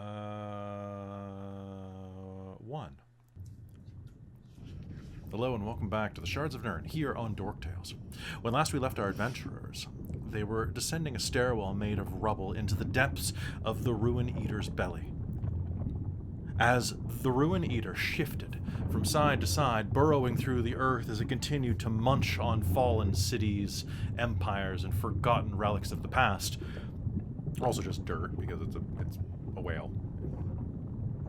I guess whales don't eat dirt, but this one does, I guess. Okay. Anyway, the ground shifted, and Malia fell down the stairwell, landing at the base of a tremendous froghemoth. And with that, I'd like everyone here to roll me initiative. Okay. And all right. Huh. I would not have expected my dex to be that high, but okay, cool. All right, so drop them in the chat, and let's do it.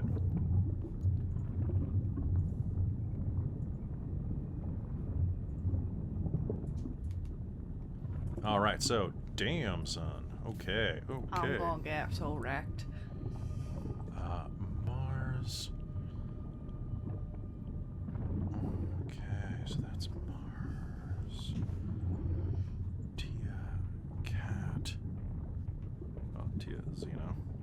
And holy crap. Okay, Frog. Viceland. Malia. Okay. Let's do it. All right, top of the initiative. I'm going to say that this thing is going to be able to make an attack as you land at its feet because of that roll. Right, So as I'm like, Vela's tits. and Very resignedly. Nice. okay, can make one target. Can make Oh my god. This thing lashes out at you with its tentacles and is going to be able to grab you off the ground, Malia. It tries to bite you twice, but you're going to roll one way and then the other as it keeps going, trying to swallow you whole in its gullet. It reaches down to, this thing is about 30 feet tall above you, and it wraps its tendrils around you. You are going to take... Does hit me. It does hit you with a tentacle, but it does not manage to swallow you. It's very frustrated. Okay. So that is going to be 10 points of bludgeoning, pardon me, 16 points of bludgeoning damage, and you are grappled. Let's go. Okay. It needs to make a dex save. That is a 12. Ooh, excellent. It doesn't manage.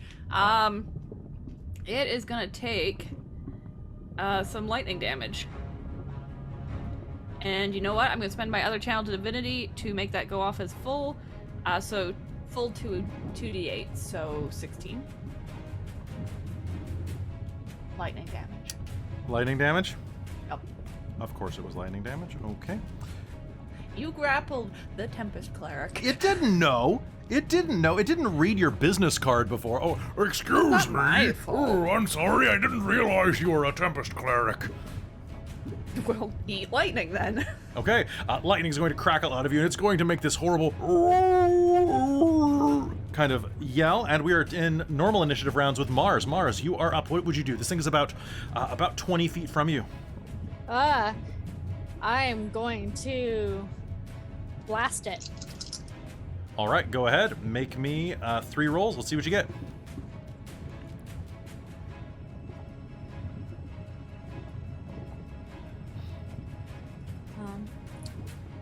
A 21, Hit. 18. That's a hit. Nice. And then my last one would be a hit with 20, but it's a dirty 20. All right, that's going to be 3 hits. Roll me damage.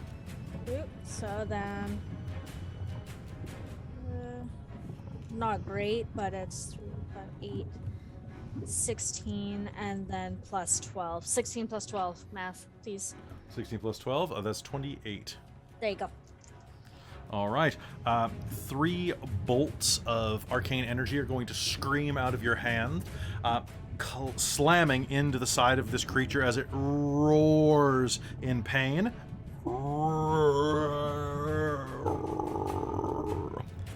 It kind of shakes Malia around a bit, kind of like banging her against the wall and stuff as it does, but her armor's going to absorb that damage. It's going to rattle her brains a bit. Tia, you're up, followed by Xena. Okay, I would like to cast light on this thing. I need a con save. DC 19. Nope. Did not make 19? It would have if something hadn't happened, yes. Okay. And then that. One sec. I'm not rolling all of those dice individually. Oh, come on! I believe in you. Yeah. 32 necrotic. 30, holy crap, Damage. really? Yes. Okay, the necrotic energy, what does this look like? So it's like, it's almost like a sucking, like draining, as like it pulls life out of energy out of things and like drains moisture and vitality. So I think it's like this sort of rushing sound, and this thing just sort of starts like shriveling up a bit.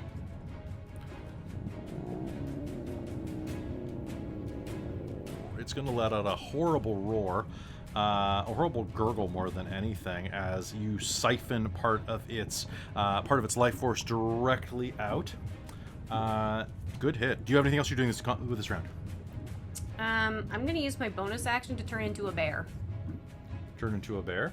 Okay, Yeah. sounds good. Suddenly, there is another horrible roar in the room, and it sounds a little something like this.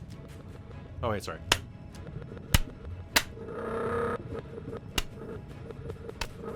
We need to try and find another one of those. Yeah, the bear noise is dying, but There we go. all right. my bear gun. Who else can say they have a bear gun? All right, so you shapeshift into a bear. Zeno is up, and then Frog's on deck. All right. So I'm going to recast Hunter's Mark Sounds good. on this thing, and I'm going to take 3 shots at it with -5 plus 10. Okay, sounds good. Okay, let's do it. Ooh, ooh.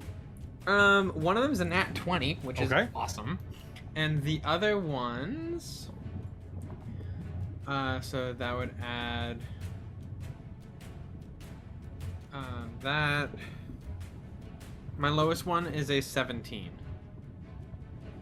Okay, the 17 will hit this round. Okay, so that's 2 hits and a nat 20. Okay, roll me damage, please. Okay, I'm gonna start with the normal ones, I think, because it'll make my life easier.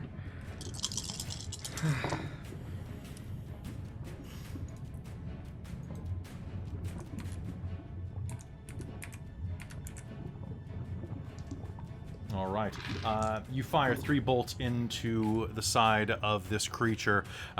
One of them is going to be a particularly gruesome hit that burns deep into its green, slimy form.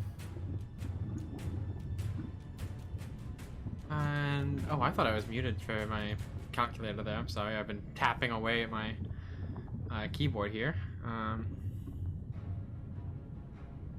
That's okay. It's okay this time. I'll kill you next time. 97.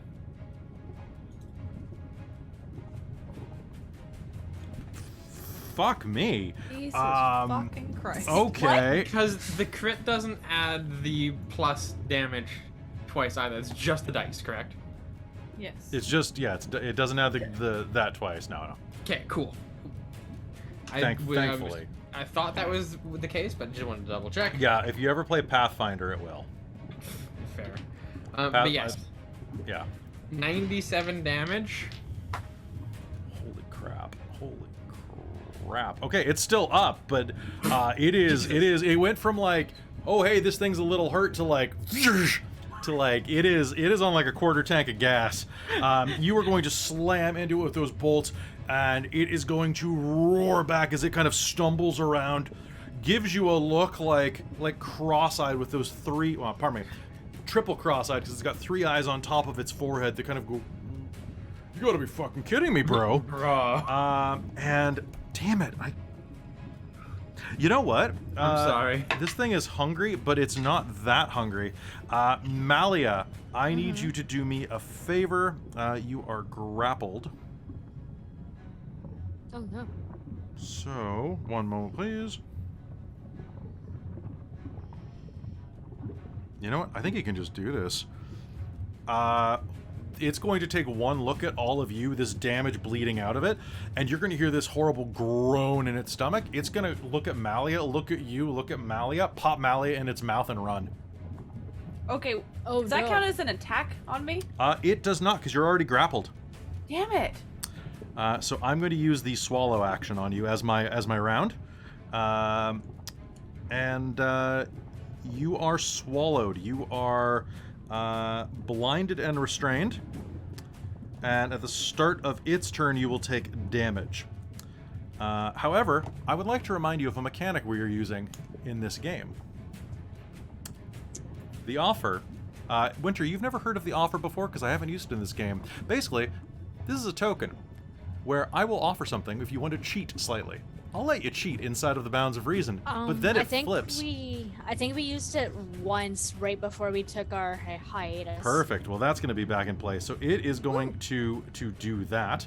I am going... So, all right. So that's going to be the frog's turn.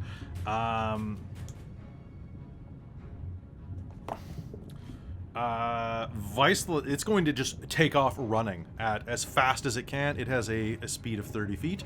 It is going to rush off and just jump down beyond sight.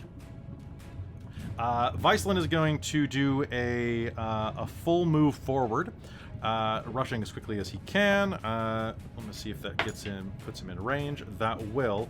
He is going to try to use Hold Person. by saying, "Halt!" You know, with the power of Ylos, stop. And the froghemoth is going to stop in its tracks. It was not able to withstand, pardon, not hold person, hold monster, if I'm not mistaken. Let me just check one thing, actually, because I don't have the PHB memorized. 90% sure that is a paladin spell. I believe it's 5th level. He has a couple of those. He has like 1 left for the day. My internet's being slow. Oh shit, is it not? Oh. Huh. Could have swore that hold person was a whole thing. Why don't you make yourself an offer?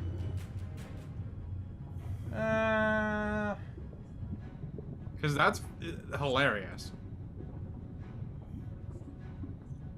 How is it not? Hold on. Sorry, chat. This is the game where I allow myself to do things like look things up. Sorcerer, Warlock. God. Oh! It's one of the oaths. That's... Yes, I knew it. It is one of the... Nope, it belongs to one of the oaths. So, it belongs to his oath, I'm going to say, because okay, that's my offer. I'm going to flip it. It's part of his oath, whatever that is, which I haven't designed because I didn't get... He's level 20. He doesn't need a sheet. All right, so it is going to stop in its tracks. Malia, it is your turn. You are inside of a froghemoth. Yes, so I'm restrained. You are restrained. Okay. So, I have a rules question. Yes. I have a spell that just has a vocal component. The description describes you doing a physical action with it, but the component lists only vocal. So all restrained means is your speed is 0. Okay. So you can still attack. Well, you know what? I'm feeling a little pissed off that it tried to eat me. Yeah, your attack rolls have disadvantage, which I'm going to waive because you literally cannot miss. This doesn't have an attack roll. It must make a save. Okay, what's my save? I'm gonna cast Destructive Wave inside of it. I'm gonna give it Fuck disadvantage. this shit. I'm gonna give it disadvantage for that because I hope it Because can like just you're go. supposed to Holy save where you take this. Jesus Christ! So I'm gonna stomp my foot, call out the prayer, and cast the spell. Okay. Go ahead. And now I think we were saying that for my spells, if it said thunder, I could transmute it to lightning if I felt like Yeah. it or something like that, right? Yeah, you may. Okay, well this does 5d6 thunder damage, so I'd like to change that to lightning this time. And 5d6 radiant. Okay. I want to turn this thing into a crackling bomb. Okay. And this was what kind of save did I have to make? Was it a con save? Con. Okay. And what was my save DC? 17. Okay. What happens if I pass? You You don't. take half. and Okay, aren't so knocked prone. I will take half. Okay. Because this thing has an obscene con save.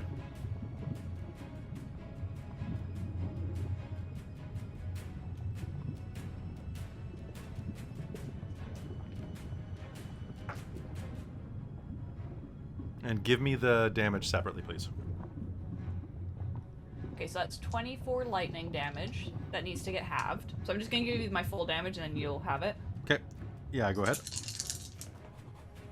And then the radiant.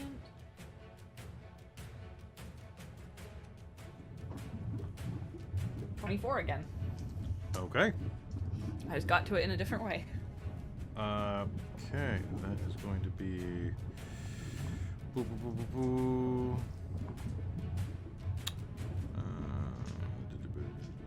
Math. I'm just going to round down. Makes my life easier. Okay, so one moment, please. I have to make a con save.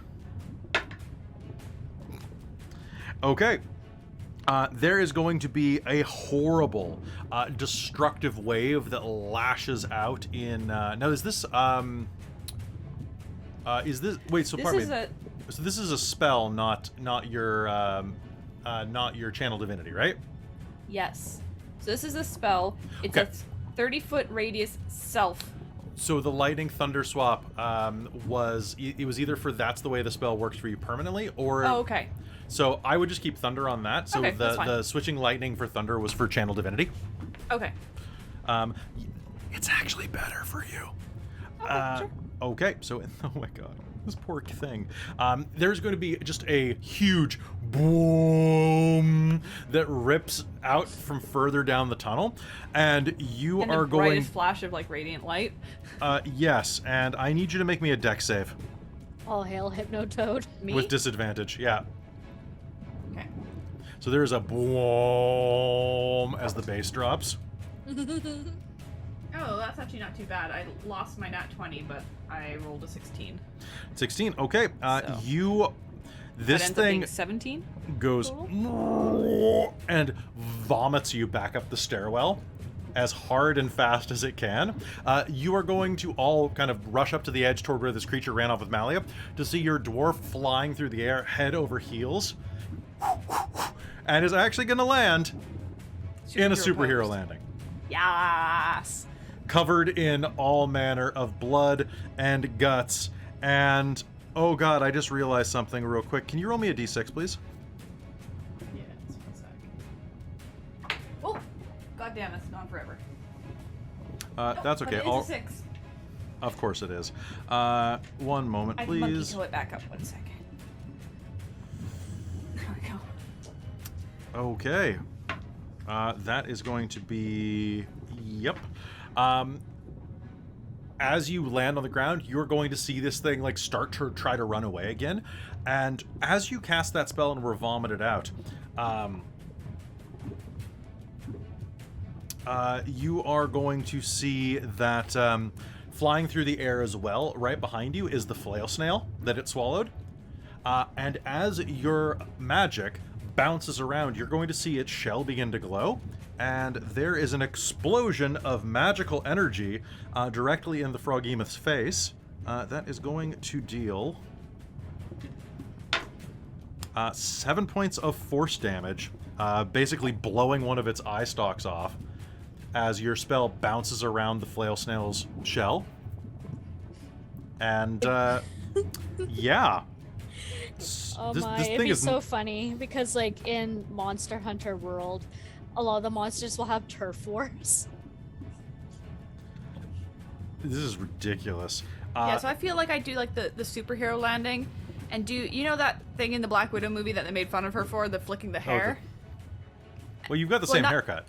I think she doesn't do that, but she kind of does the superhero one fist down, knee down sort of landing, then tosses the braid back out of the way, and it just slaps very wetly. And so what you're gonna see is that the oh my god, are you shitting me? Okay, so you are going to be hurled. You're gonna your land. You're gonna do the hair flip. All of you are gonna watch Malia land very, very flawlessly and somewhat sexily for a dwarf. And there is going to be the flail snail flies through the air, latches onto the ceiling as it does, and as the Froghemoth like has one of its eye stalks blown off from the ricocheted effect, the flail snail is just going to like lean down from the ceiling and go on top of its head with one of its flails. Just once. Just. And the Froghemoth is going to go. And is going to fall to the ground dead. And then the flail snail just goes and fucks off down the hall, just like casual like. Like it didn't even notice. It's fair. A day in the life. A day in the life, I can't believe he rolled that. That was beautiful. Like he rolled exactly the number of hit points to kill it. Oh my god. This poor snail.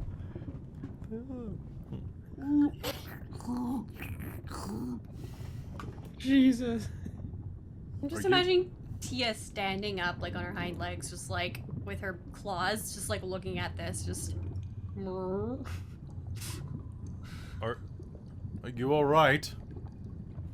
Yeah.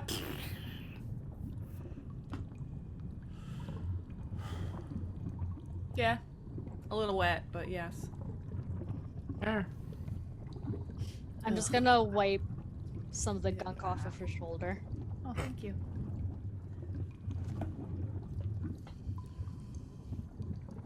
Well, shall we continue? Let's. Yeah. Yes. This has been a weird day, Viceland says, and hops down onto the rocks. You started it. Mood. You're not wrong.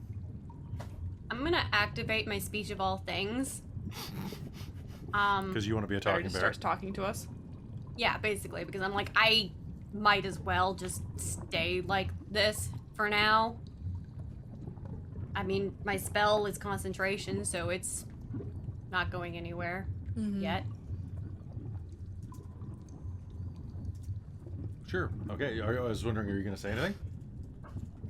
Yeah, she's just gonna say, like, I might as well stay like this. Oh, okay. That's, Oh, okay. she activates it and is full on just, might as well. I mean, Yeah. we're still sneaky, so. Sneaky, sneaky. But I mean, we did also just correction.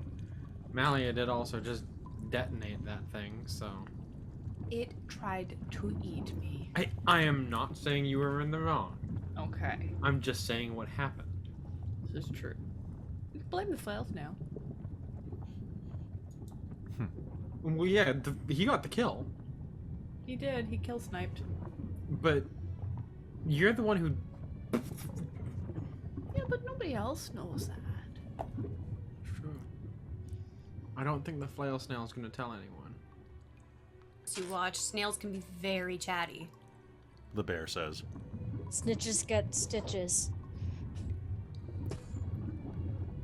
Fair enough.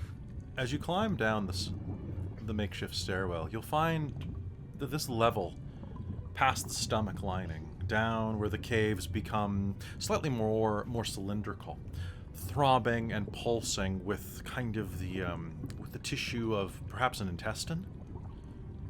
The architecture gets strange here. A strange mishmash of different eras collide in front of you. Brutalist architecture to the left. What would be Ylos' version of Dravidian architecture, or the architecture of Malaysia and Southeast India. Similar to, actually, the architecture that you would have seen when you were in Valimar is here. And then, directly ahead of you, mostly intact, you will see tall, domed spires, many of which are collapsed in on themselves. Sweeping arches. Circles and circles and circles. All bulging out from each other in similarly to the texture of like a soccer ball in front of you. These huge Byzantine-style domes. Spires with bright peaks, as well as a number of toppled, sharp obelisks made of strange materials that glow slightly green against the purplish light of the stomach. I think this is where we're supposed to go. Ellie, Yes. is there any more acid around at all in this section, or are we completely There are out of it? little pools and rivers of it, but the architecture that still exists there has moved around it. Well, not moved around it, but has avoided it. That's how it survived. Because I have a rules question for you. Yes, please. I have Dust of Dryness. I believe Dust of Dryness specifically works on water. It does say water. Yes, this That's is why I wanted to ask you. not stomach acid. Fair enough. That's what I thought. I figured I'd double check. Yeah, if you asked me that for your birthday, maybe. Fair. But can I? Does anyone here have a perception of 20? Yes. No, 19. Okay. In the distance, Zeno, you are actually going to catch the sound of a soft ringing. Like a emanating from out of the three styles of architecture you see kind of cobbled around you. One of the domed buildings directly in front of you. It looks kind of like a cathedral, but something slightly off about it. I'm trying to give a quick example of what this looks like for people who don't know architecture like myself. But say like Neo-Byzantine, like Russian style architecture, kind of like the way that the Kremlin looks in many ways, but like just a little more antiquated. There's a soft ringing sound coming from there. I'll point it out. And anybody else can make me a perception roll to see if they hear it. Amy, I believe you have advantage on, or is that only for scent? I think it's on advantage on scent-based ones, Okay. I believe. Yeah, just on scent.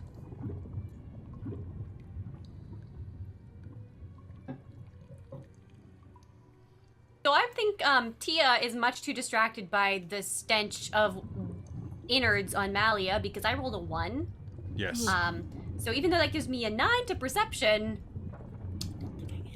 Also, you kind of want to eat this wall because it's a giant fish. it's a little weird. It's a little weird, but you kind of want to eat it all the same. It's extra weird. I got a 13 for perception. I think I'm also kind of distracted by my own smell. You kind of want to eat the wall as well. Yeah, at the same time, I don't.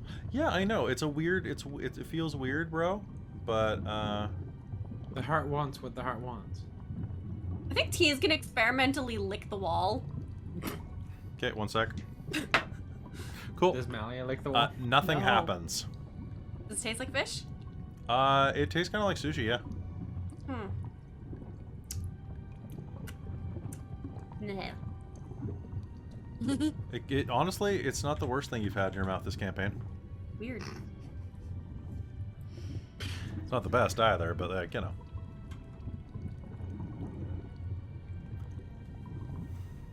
So, if you're done with the wall, Huh? What happened?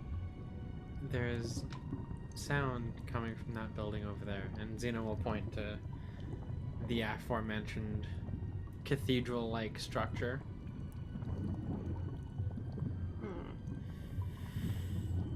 Faint ringing. May I stealthily approach? Yes, you may. Okay. As you approach, you'll start to hear the sound that Xena was hearing.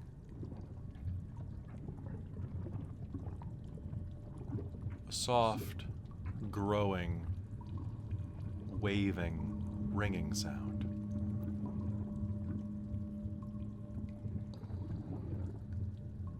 Oh.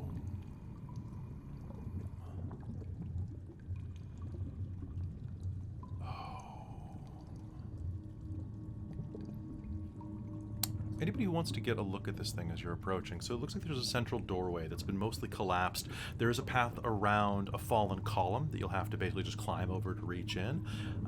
If any of you were much larger than you are, it would be impassable, but presently you should be able to make it in without a problem. As you approach, can I please get a perception roll off of anybody who's paying attention? Perfect. And Tia, if you're going to try to get through here, I will make you have to make me an acrobatics roll to kind of tumbling bear through. Okay. Sure. No. 13 for perception again. 13 for you can start hearing the noise. It's gonna be a 14 to acrobatics. Okay. So as you approach, are you going to try to get inside of the building? Tia is, yeah, she's trying to be stealthy about it. Okay, so you're going to be able to climb up and roll inside, and as you do, you will all notice that this building feels like a cathedral, but the top of it, there is a significant amount of old broken glass laying next to the entryway. As soon as you enter the building, you'll see that there is this large cylindrical object that is collapsed on the ground. It's a hollow tube with a bunch of broken glass at the tip, some of it still clinging to it in multiple layers. Jagged. And as you land on the ground and look around, Tia, you will see the reflection of a bear looking back at you. There are a number of mirrors inside of this tube. Has Tia ever seen a telescope before? Is there one at Edagon's tower? Yes. Then yes, but maybe not familiar what it looks like on the inside. Yeah, this actually, looking around, anybody who's been at one, this looks like a university. Looks like a science lab. And then Zeno is also going in. He got a 35 for stealth. Perfect, yeah. Zeno can slide right in. Right into those DMs. Are the rest of you heading inside as well? Yeah, was it a perception to be able to get inside? No, it was just to see what you see in the surrounding area. Oh yeah, no, I only rolled like a 7 perception, but yeah, I want to follow along. So that's good, yeah, you can easily get inside. I will slowly follow as well. Sure. As you were looking, this giant telescope, and I say giant, I mean it's about the size of a school bus, that is laying on the ground there, has a number of diodes, dials, and fixtures made of precious gems. It looks like the only lens that has survived this is one made of some type of polished, translucent crystal. It's about the size of a dinner plate, and you think that it's made of pure diamond. Ooh. Can I try and pop it off? You'll have to get in there and do it. It'll be pretty difficult. It would be a sleight of hand check with disadvantage. And whatever's making this sound is in that room? It is, so you are in a main area here. There, basically think of like the front area of a museum, like the main entrance chamber. There are 3 doors. So there's the door you came through, 2 side passageways, and one basically what looks like it goes to a direct exhibit. The sound is coming from the one directly in front of you. Anybody who is looking around as well, actually Tia, give me a perception roll with advantage.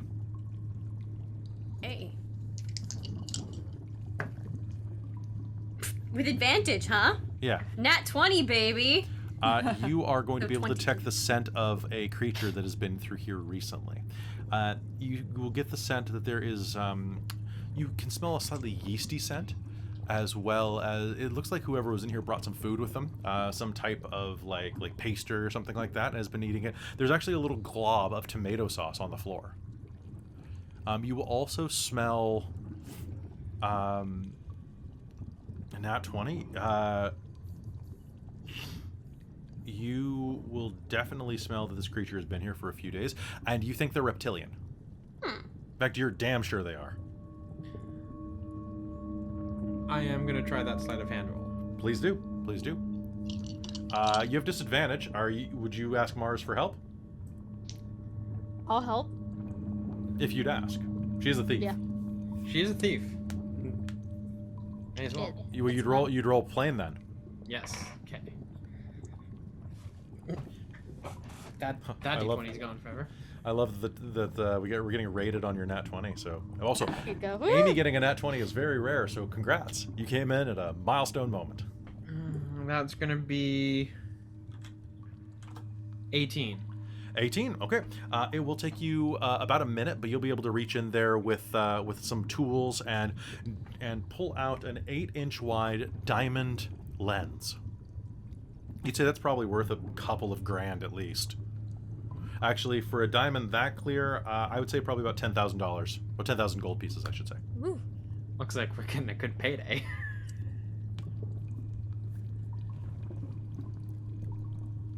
Yeah, I'm just gonna write that on the party loot. What are Malia and Tia doing? Mally's just gonna kind of look around and she's kind of keeping an eye out for more snails or weird stuff. She's already been eaten once. Yeah, you stink. You're also And going to... you. Oh, sorry. Tia, as you're sniffing around, you'll also find that nearby to this telescope is a toolkit laying on the ground. Huh. It smells like it belongs to the creature that's here. So I would like to quietly inform my companions that there is something here, someone here, something reptilian, and also tomato sauce. So it's like low grumbling, like there's something here. kind of thing. Okay. So Alia sorry. will attempt to be sneaky. Kelly, Yes. what you just messaged there, can I tell that? Yes, you Can I may. tell? Okay, so I can tell that it's okay. I'm like, I think it's a turtle. That's Jaberti, Viceland will say. My contact. And you should be the one going first. I might alarm them.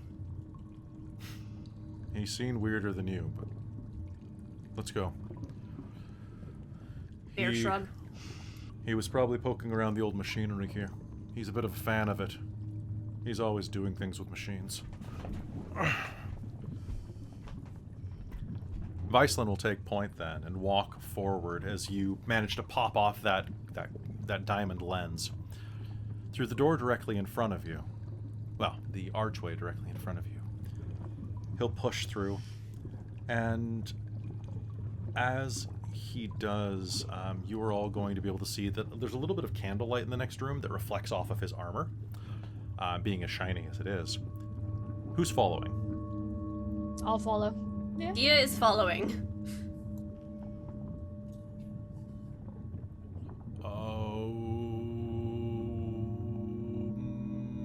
You hear echo out. In the center of the room, which looks like it was once some type of laboratory. It's an incredible sight.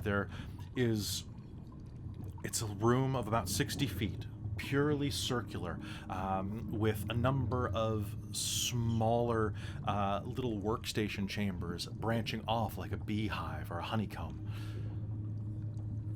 These little alcoves full of old, broken equipment, some of which has been reassembled. Most of it is still in disrepair. However, inside of this room at the very center is a huge crystal that is floating in the center of the floor between a pair of small capstone pillars.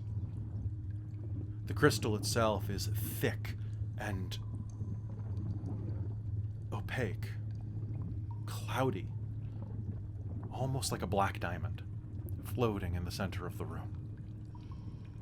The walls are marred with broken tapestries depicting all manner of elemental feats.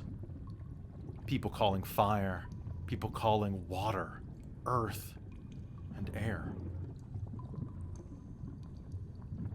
And all of these people, born from these elements, reaching toward the stars and heavens. There are a number of burnt-out candles, down to the waxy nubs, in a circle at the center of the room. And there, sitting in front of a large round bowl made of brass, running a stick around the inside of it, legs crossed with feet pressed upward,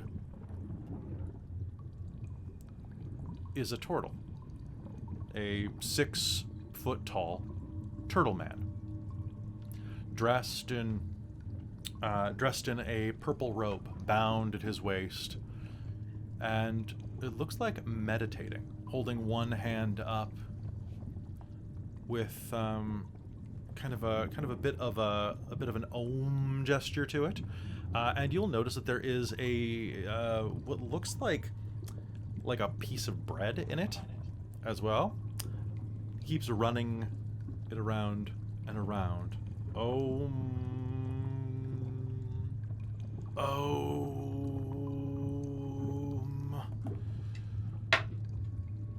Viceland will say, "Hello, old friend."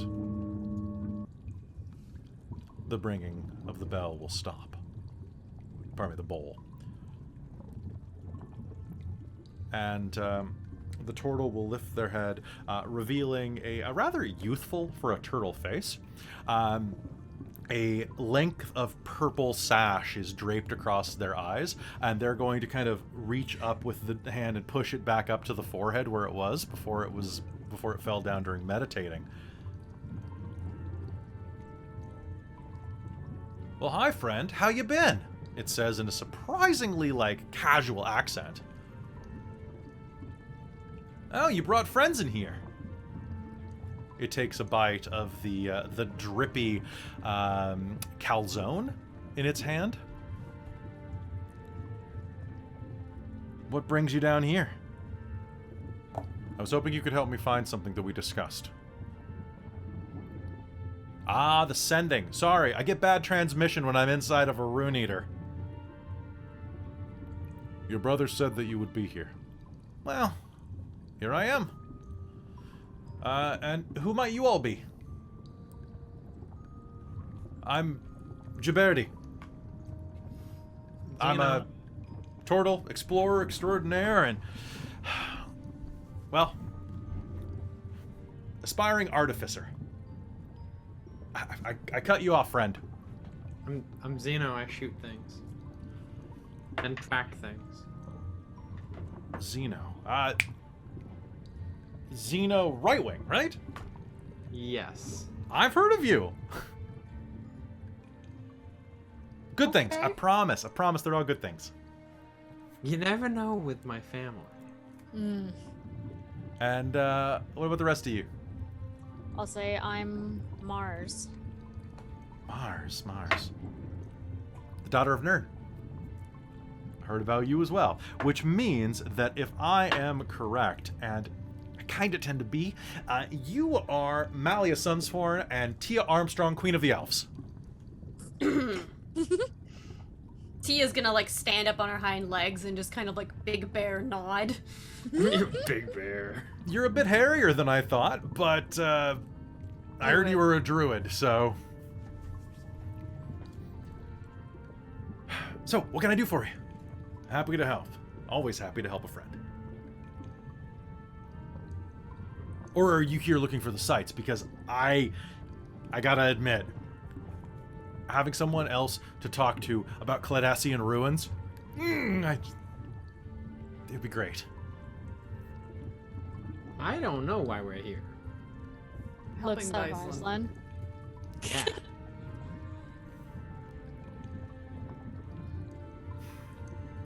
I'm looking for the city of Ivory. You said... I assumed that you would be able to know where it is, given that your brother was there when it was taken. What do you mean taken? It's not gone. Oh. He actually did it. Who actually did what? I heard a rumor through the grapevine that there was, well...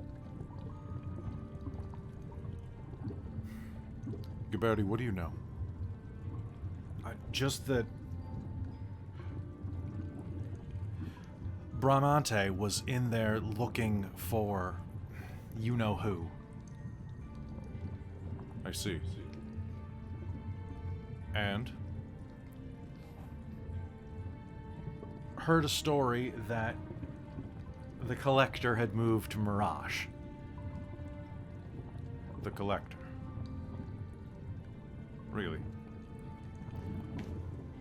Hand to God, or whatever. Hand to the wrench.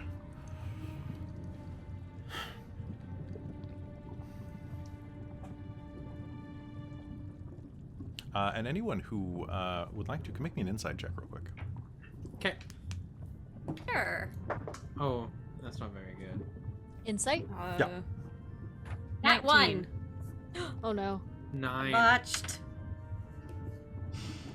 Bison 19. seems to be in a great mood about this. Oh god, nat 1. Malia, you are going to see Viceland flush bright red in anger at the mention of this collector, but Mars, you are going to just get like a wave of hatred, and you're actually going to like hear the crunching of the mail in his glove as he just tightens his right fist. I'll just like look, but not say anything. This is a personal thing, and he's in Mirage. Sort of. What aren't you telling me? Okay. Bramante was looking for him.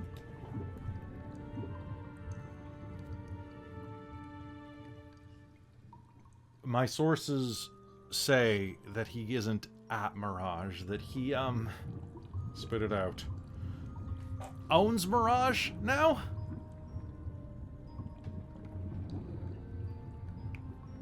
Sorry.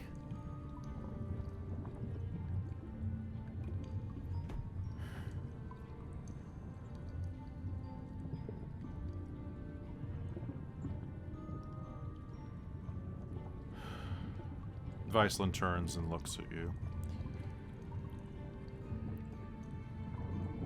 I'm afraid I'm going to need your help a little longer. Okay.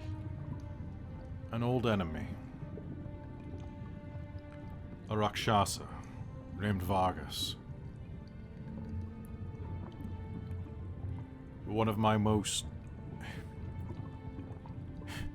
We have a history.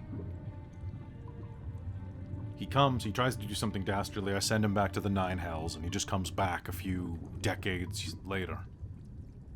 This time he's gone too far.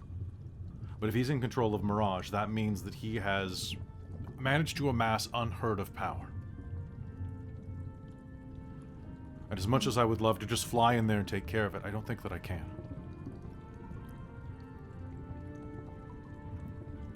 If you are willing to go in there and help me, I will do anything I can to help you get into the Caledasian ruins that you spoke of.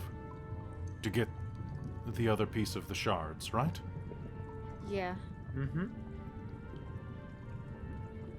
You're trying to get into the Caledasian ruins? I mean, like, besides this one? Where are y'all headed?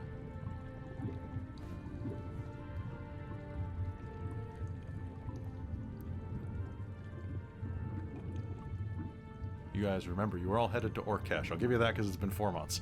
Yeah. I'm Tia's like- just being quiet and thinking about it. She's like, okay, we're going to Orkesh. You're going to the old ruins. Yeah. Oh man, you're not going to have a good time with that. Well, We have a good time with most things we do. No. Like Orkesh. Orkesh was the centerpiece of the Empire when it blew. Everything's gone and irradiated. It's really dangerous. Tia's gonna shift back down into her humanoid form. That's way better. I'm You look good in green. always green. Me too. I'm hoping that we can find a way through or around the radiation. If you want to actually get into... The old ruins are buried under hundreds and hundreds of feet of rubble. Like, they're in this old ancient cave system now. It's really dangerous to get in there. We don't really have a choice.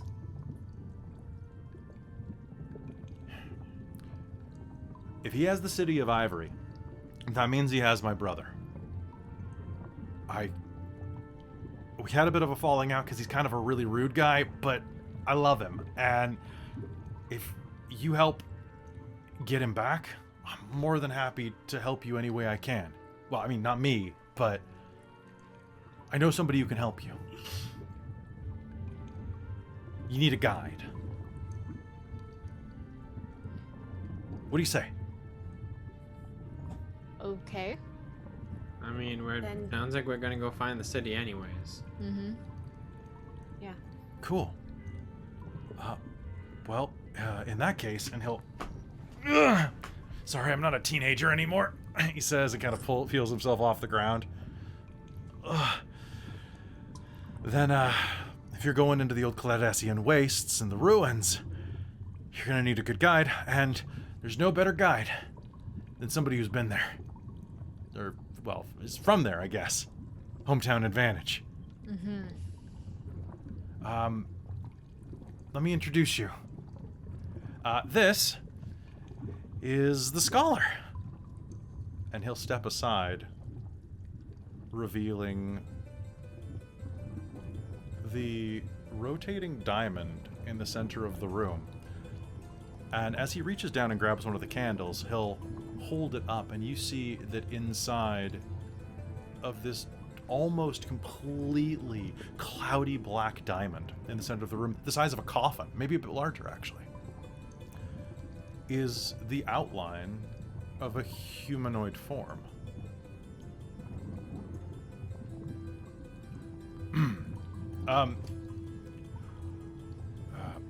Kades Murat Patai Duntralo, he says in primordial. And as this thing rotates slowly, it will suddenly stop.